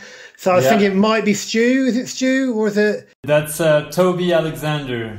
Oh, he studies urbanism, right? I've only corresponded with him over, so I've never heard his voice, so I can forgive myself. Okay. Really good question. Yeah. And thanks. And yo, Toby, we're going to be doing loads of stuff together with Manchester, which is sick. Yeah. So going back to that early point of skate-friendly cities, what is it for? What is the social, moral purpose of a skate-friendly city? A skate-friendly city results in a more inclusive, humane city for everyone. We are frontiers men and women that are annoying, and we're resilient like cockroaches, so we can take control of the space and resist some of the forces of late capitalism that make that space at risk. So skate-friendly cities can make cities good for other things, be it child-friendly cities or sustainable transport cities or 1 minute cities or what have you. Cities of learning. So my objectives for that is to be able to share a method and be able to build the other thing I believe in is we need institutions. Friends like Tom Critchley, Badir, won't be surprised I'm going to quote Mark Fisher. He's like my intellectual hero, the late Mark Fisher. He talks about the left lacking strong institutions. The left is all about ideas, not about doing and organising. And when we do, we fight amongst ourselves. And skateboarding is the worst at fighting amongst ourselves. So to deliver skate-friendly cities and a skateboard infrastructure around cities, we need the institutions to do it. So skateboarding needs to be much more... We need to just get over ourselves and just organise. Yeah. And it's not kooky. You can do it in the coolest way and the most authentic way. So my vision is to have more organisations like Skate Manchester that Toby's involved in that are resilient and sustainable. To start with demonstrator projects like Tramline Spot in Nottingham, that we can get the praxis, the methodology, share that methodology and be able to tweak it to the different local environments. Get a few more frontier projects for getting the funding. It can't all be funded by the public sector. You know, the likes of Vans, if they're going to be funding in London, they could well be funding elsewhere. And as soon as we have a few more of these different scale of skatable cities, whether that's a bench that's skatable in one city like Bristol with the Bear Pit, to somewhere like Tramline Spot as kind of a purpose-built city centre space, to maybe augmented existing spaces, I think the momentum will be with us and we'll get more and more cities coming online. So once we've built the institutions and we've got the case studies, my vision will be we'll have skate-friendly infrastructure in most towns and cities around the country. And I think we're gonna get there. I think the momentum will become irresistible. Okay, let's do the next one. This one is from Dani Abulhawa. You mentioned her earlier. Yeah. Yo, Danny. She said, in relation to your work at SBGB and the organization as a whole, can you tell us something that is 1, a rose, 2, a bud, and 3, a thorn? I mean, the rose would be the achievements of Lucy and colleagues like Amber, and also work with Daz and Sam, and this sort of wider cohort of coaches in creating a career development structure for skateboarders. Okay. Which is just it wasn't there when I started, it's now there. And I think it's world leading, and that's world leading and purpose driven. So, you know, the recruitment of someone like Amber Edmondson and the work that she's done in the past means that core value of coaching for good work in both senses of the word, both in terms of pay and conditions, but also in doing good. And stuff that can change the world in towards inclusivity and diversity. That infrastructure and the creation of that is the biggest rose. Maybe the bud is some of the stuff I've been doing around Toby's question around skate-friendly cities. Yep. We're getting there. We're getting some early wins. It's still a battle. I think we need to create the infrastructure that is the community level organising, and then we'll get more and more wins. Kind of a thorn, I guess, is the perception in British skateboarding of all that. Yeah. Skateboard GB used to get a lot of ish on Instagram. It doesn't so much anymore, and a guy called Jake Powell has elevated the quality of our film and photography. That means that people kind of see what we're doing and kind of see that it's good. And that's Jake's achievement. Jake's the best. But there's still a connection, an overriding connection of Skateboard GB and the Olympics. And it's a lot more than that. It is that, but it's more than that. And getting that understanding that we're a very small team, but we're achieving a lot and we're here to help across every aspect of the skateboarders' lives and journey. Realising that we're not going to be doing all of it and we're going to be failing at quite a lot of it to start with. But for God's sakes, we're all skateboarders. We can be comfortable with failure. Yeah. So I guess, the biggest thorn is that kind of perception issue that we've got still out there in the world. Let's do the next one. Another audio one. Hello, Chris. It is Tom Critchley here. I am super excited to hear that you made it onto the podcast. I think that those listening will feel super enriched to share a slice of your ever knowledgeable brain and I can't wait to listen back to the podcast. I was asked to send a question, which I, again, am excited to do. Yeah, as someone who considers themselves an early career researcher, loosely based around that phenomenon of skateboarding, you have been extremely helpful and supportive and instrumental in my career development. I would like to, off the back of that, ask you 2 questions. Is there anyone in your early career who had played, an instrumental role in your own development? And in terms of the work that you do with Skate Nottingham and see done in other organisations, how do you view the scalability of the work you do from, teaching beginner skateboarding lessons all the way to kind of provision of career opportunities, say, for those who teach the lessons? Really excited to hear how you answer this, and just listen back to the podcast. All the best. Chat soon. I knew it was Tom before he introduced himself. Apologies, I've not had chance. I've rambled on too much to talk about either Eduskate enough or tell you all the hilarious anecdote of Tom and I's experience of the Finnish sauna and our divergent resilience when it comes to very cold water. But good questions. Yeah, and Tom's the best, and Concrete Jungle Foundation are the best, and it's really nice he's made time to ask the question. In terms of my time as an academic who dabbled in skate academia, who my early career supporters were, so first of all in government, I had a lot of wonderful colleagues who remain my friends, who in their own practice, they demonstrated that you don't have to be an expert. Multidisciplinarity is so important in policy making and practice. So my close friend Steve Mulligan, the best man at my wedding, who was my colleague when I was in the development agency, our boss Andrew Morgan, and a previous boss guy called David Davis, who now works for the New Zealand government. He was an economist, an academic economist who kind of nurtured my early career development as a more kind of thoughtful, research-orientated route for policy, and an early colleague called Jane Thorpe, who kind of looked after me a little bit and taught me how to use Excel properly and all that sort of stuff. Then moving into academia, I had a couple of colleagues in the economics department, a guy called Rob Ackrell, who's lovely, strong Europhile in an increasingly difficult environment to be a fan of Europe, a guy called Dean Garrett, who's an inspirational teacher of economics, and a long-running colleague called Craig Bickerton, who has red penned my work and makes my work a lot more succinct than my written work more succinct than my talkie. And then, developing into Skate Nottingham, it's Stu. Stu's a lot younger than me, but Stu was basically mentoring me with Long as South Bank's kind of trailblazingness. And Henry Edward Wood, Hold Tight Henry, was also super generous with his time and came to Nottingham and helped us get things kicked off. And I was a bit of a fan of his, video work in Hold Tight London and stuff like that. So I was fanned out on all of that. And then people like Badir and Rich Holland more recently. David Goff, a landscape architect in Sweden. And Gustav, of course. Yeah. What I see the scalability of Skate Nottingham, and therefore the scalability of any British-based social skate organisation. So we are unlikely to get big money from the likes of a skate brand, an endemic skate brand, Vans or Nike, aren't really investing in the way that we've seen in stuff like the home court development in the Netherlands. So it comes to what can we get from taxpayers' money in the charitable sector, what can we generate through social enterprise? And I think it comes down to education. Things like Eduskate, the life skills, the social work, the stuff that bridges barriers between skateboarding and wider social impact. So Skate Nottingham to become a kind of a college for everyone without borders. An urban lab that can work with colleges and universities in a space. Now we have a space, Tramline Spot, as a community designed, community activated, community funded, skatable public space, which is unique and incredible. And I can't believe we pulled it off. That provides an environment that people can learn, and that's potentially scalable. Okay, let's do the next one. Let's see. So my question to Chris, as a practitioner in the built environment, is how does he see the future of skateboarding, especially given that a lot of the public space that we now sort of do skateboarding or other activities like protesting or organising or just generally doing things that are outside of the societal sort of transactional norms, how does he see skateboarding existing within the public-private sphere?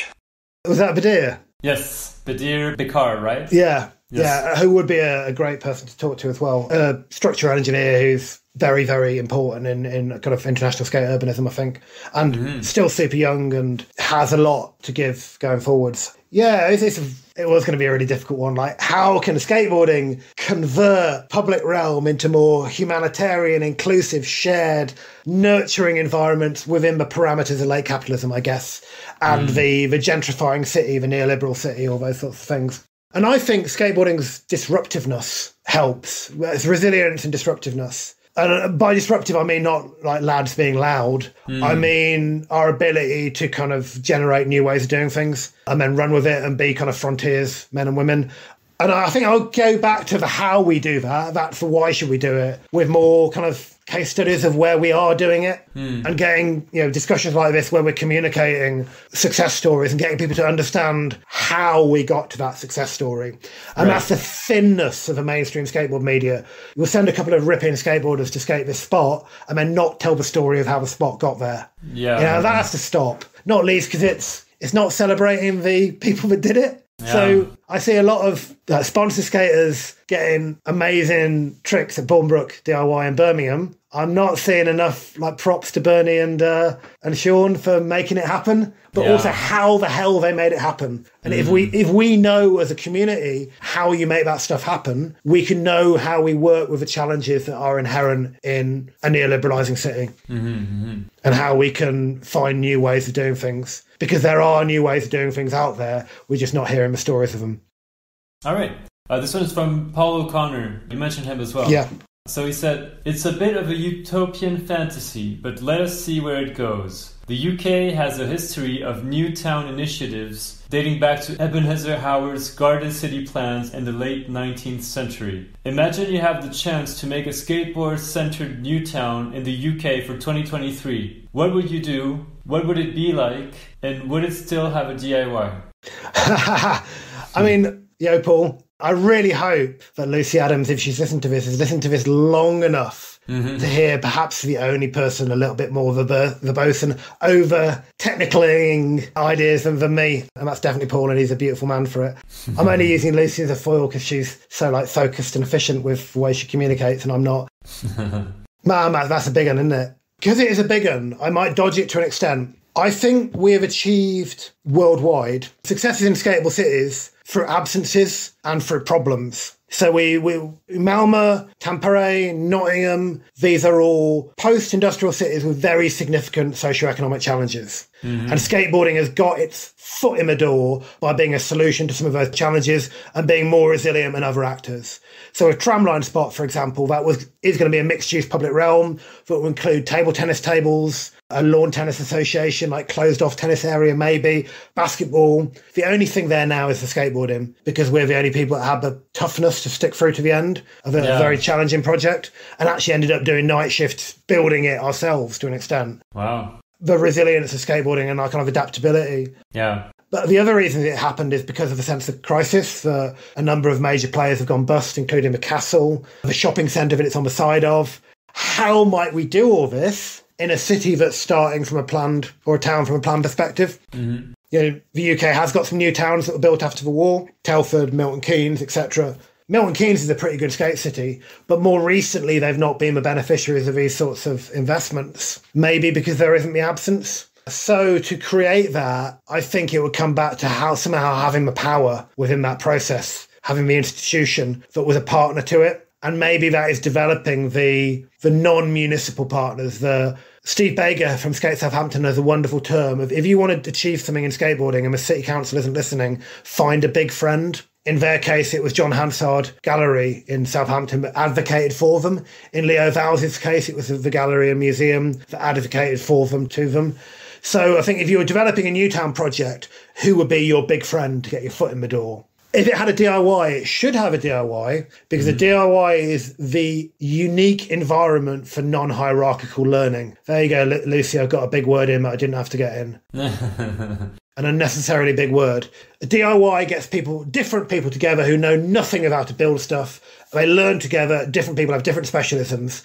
The strong, resilient skate organisations and skate cities started with a DIY core. Malmö, Tampere, those good dudes are throwing concrete together, throwing rebar together, developing skills in a spatially situated way. Bing! Big word, number 2. So DIY gives that institution the skill set to be a strong, resilient, capable player in the massive headfuck of developing a new town. So if you're going to do it properly, you need DIY there. Otherwise you won't have the skills and you won't have the glue that sticks you all together, so you're not bickering in a room. Okay, let's see. I have a few more. So one question I have for Chris is, do you think the attitudes of city officials towards skating is changing for the better?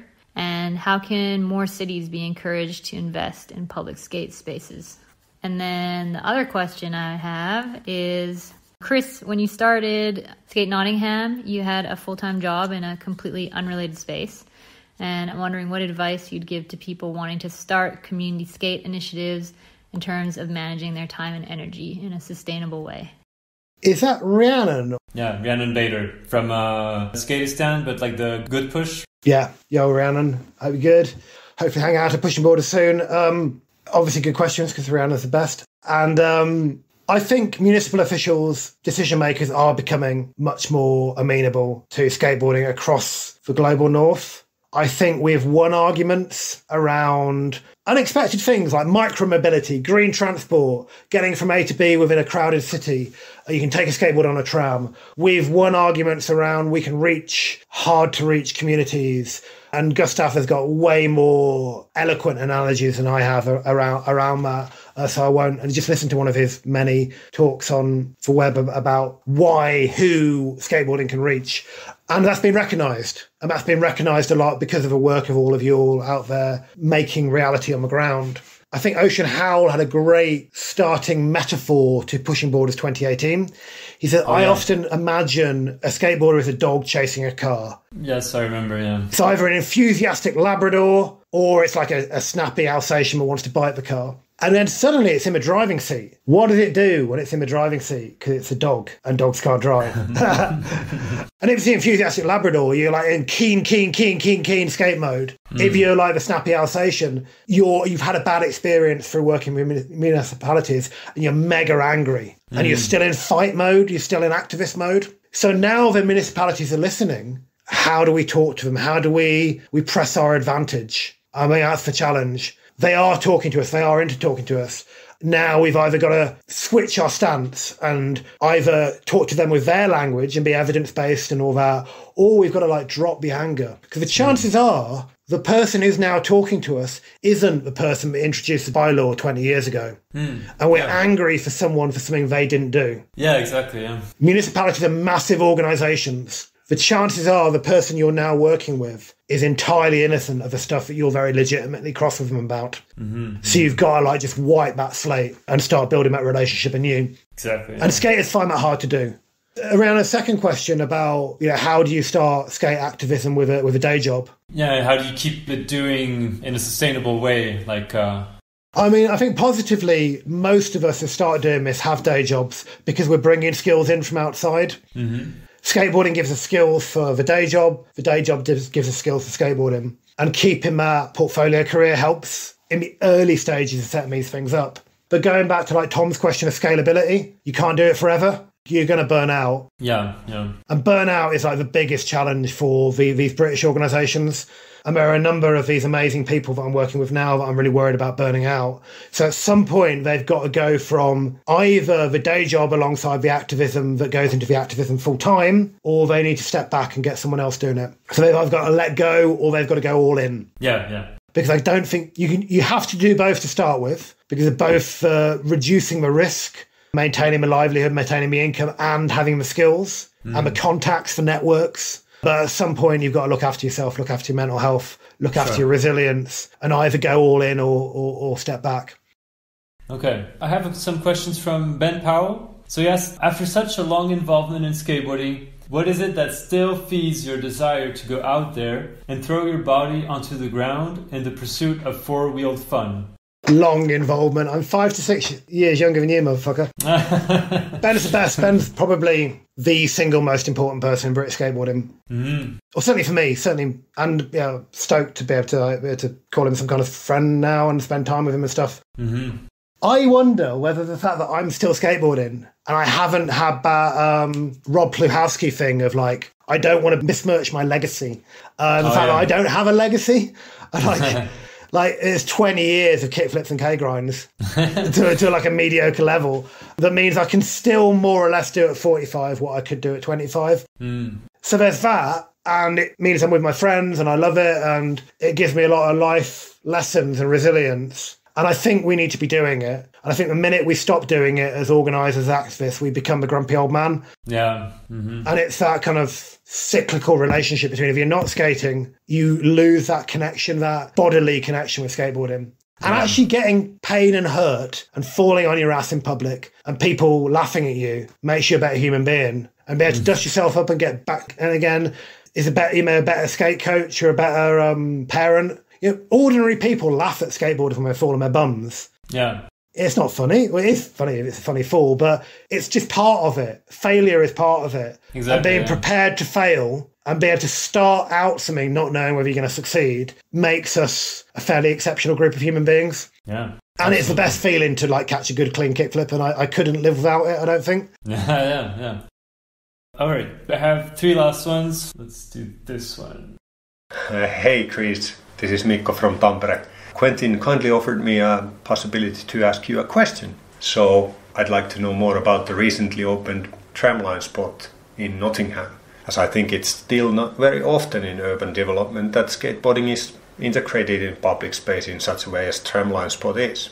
So can you please tell us how the whole project was possible in the first place and what it required from the perspective of political decision making and urban governance?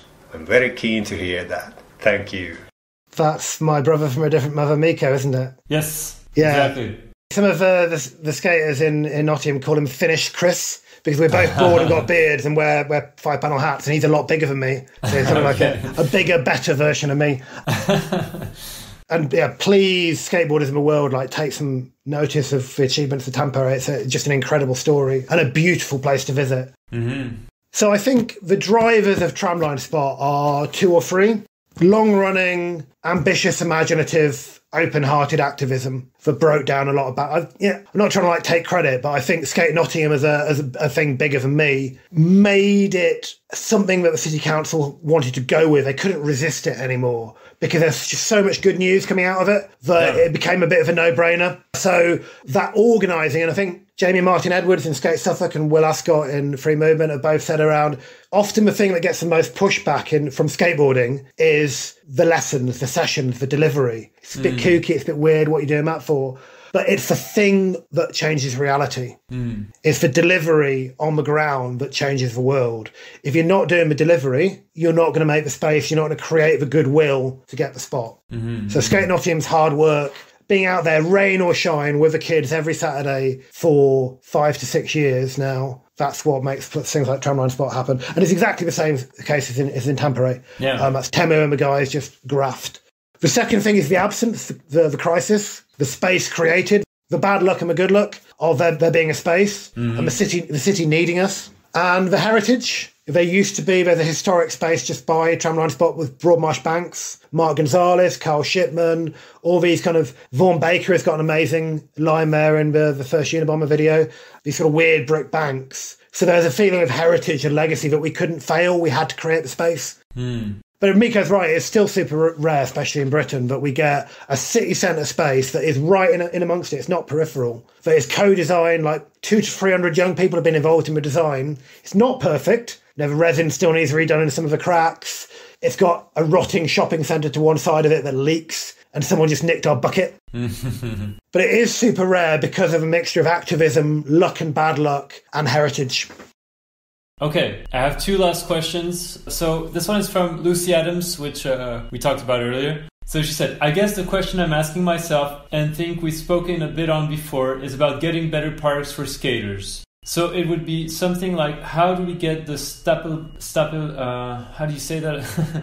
Okay, I think I do it. Stapelbadsparken. Yes, okay. So how do you get that? The Calais beach, the skate park Amsterdam, Zeeburg, etc. in the UK. How do we stop the LA's box? So she means local authorities. So the British word for a council or a municipality. Okay. And it's a very, very bureaucratic process in the UK to get a skate park built. Okay. It's generally led by the council. And that might be a very small parish council that might have a little bit of money or might have some land, or that might be a massive multi-hundred employee municipality like Birmingham. And they'll have similar processes around procurement and design. They might have similar prejudices. And they might want to just sort the problem out, like finish it, get the skate park built, and then move on to the next thing. So there's a lot of complex things going.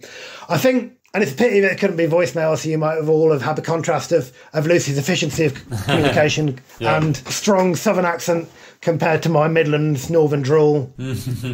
So stuff I've talked about before, you need the institution. Like skaters need to be the strong partner in the room. There is that, and it is a lot of cases that I deal with kind of more kind of inquiry-like things where there's the entitlement. We want the skate park. It should be this. Why should it be this? How can you make it that? How can you be a partner to that council? The council doesn't know. You can't expect them to know. They're not being a bad guy by not knowing. They're almost always a guy. It'll be an older white man planner that is leading it, parks official. So you've got to educate them, you've got to work with them, so you've got to build the thing that can do that. But I think the second point of Lucy's argument is, what is a good skate park? Yeah. Stapelbadsparken is a very varied skate park that has the accessibility, the big open space with all of the movable obstacles, and then the enormous great bowl and flow park. Countries like Britain have very little of either. We have very little skate parks that could host like an Olympic qualifying event. We have very little accessible skate parks. So the second thing that we need to be doing when we are building skate parks is giving power away. As able-bodied, white, capable skateboarders, we need to be thinking about people that aren't like us and advocating for them. That might be for women and girls. It might be for the differently able but partially sighted. It might be for difficult to guess challenges that someone from a low-income background might experience. It might be an elite skateboarder that needs somewhere to be able to do 540s. So we need to create the right opportunities in the right places with the right infrastructure to be advocating for those different kinds of what good is. And the Stapelbadsparken story is creating the infrastructure, creating that Malmö story that meant that the city came to them about how to build the park, and then they had the power to do it right. Okay. Power comes up a lot. Power, how you get it and how you build it. I don't know how to say Antonio Gramsci's hegemony or hegemony. I've only ever seen it written down. But how you create power and then how you give it away, and how you give it away to the people who don't have it. Okay, let's finish with this last question from another friend of yours. Hi Chris, Stuart here. I've got two questions for you, one easy, one difficult. Firstly, what height is the perfect ledge? And secondly, how do you think the approach of councils towards the design and construction of skate parks is changing? So a perfect ledge is just below my knee height, but significantly below Stu's knee height because he's really tall. Okay. I'm not ready for slappies yet. I want to be able to ollie into my stuff. Yeah. But I'm 45 years old, so I don't have a boom anymore to get onto stuff that's over knee height. So the perfect ledge height is something that I can have fun on, I can pop into, that's not going to kill me. Okay. And I just have a nice time skating it. But I also think that is a good height for a skate park ledge. For we want street skaters to learn how to ollie. We want it to be accessible to all abilities of street skater. Yeah. So too low or too high happens in British skate parks either have too low or too high ledges. Yeah. Somewhere around shin height, higher shin height is what we want to be seeing from my perspective.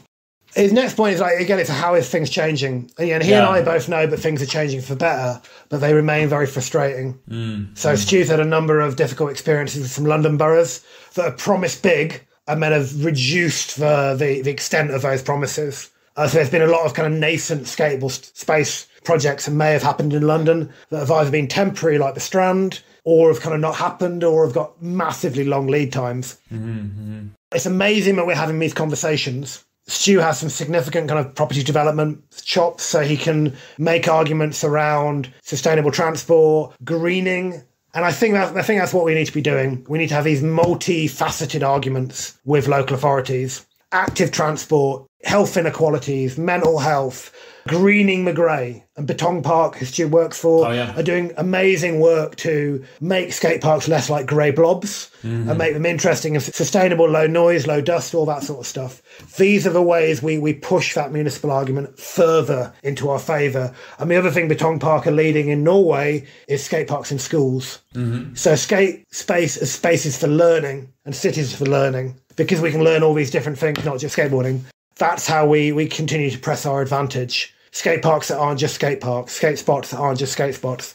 Listening back to Kristen Ebeling in Pushing Borders, she talked about like the stuff that can happen around skate parks. Pensioners can play chess. You've got a vertical wall, people can climb up it. We're really bad at that stuff in Britain.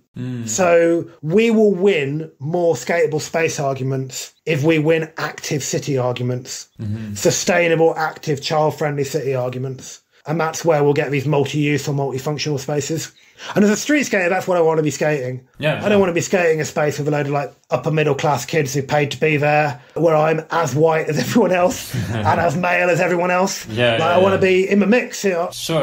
As a little kid from a rural area who dreamt of a city, and the city is somewhere full of people that don't look like me. I want to be in the city where Soy Pandey talked about like places being too jungly and too like rural. Skateboarding is a discipline of a city. So I want to be in the mix, and I want younger people to be learning from being in the mix and learning how to share space.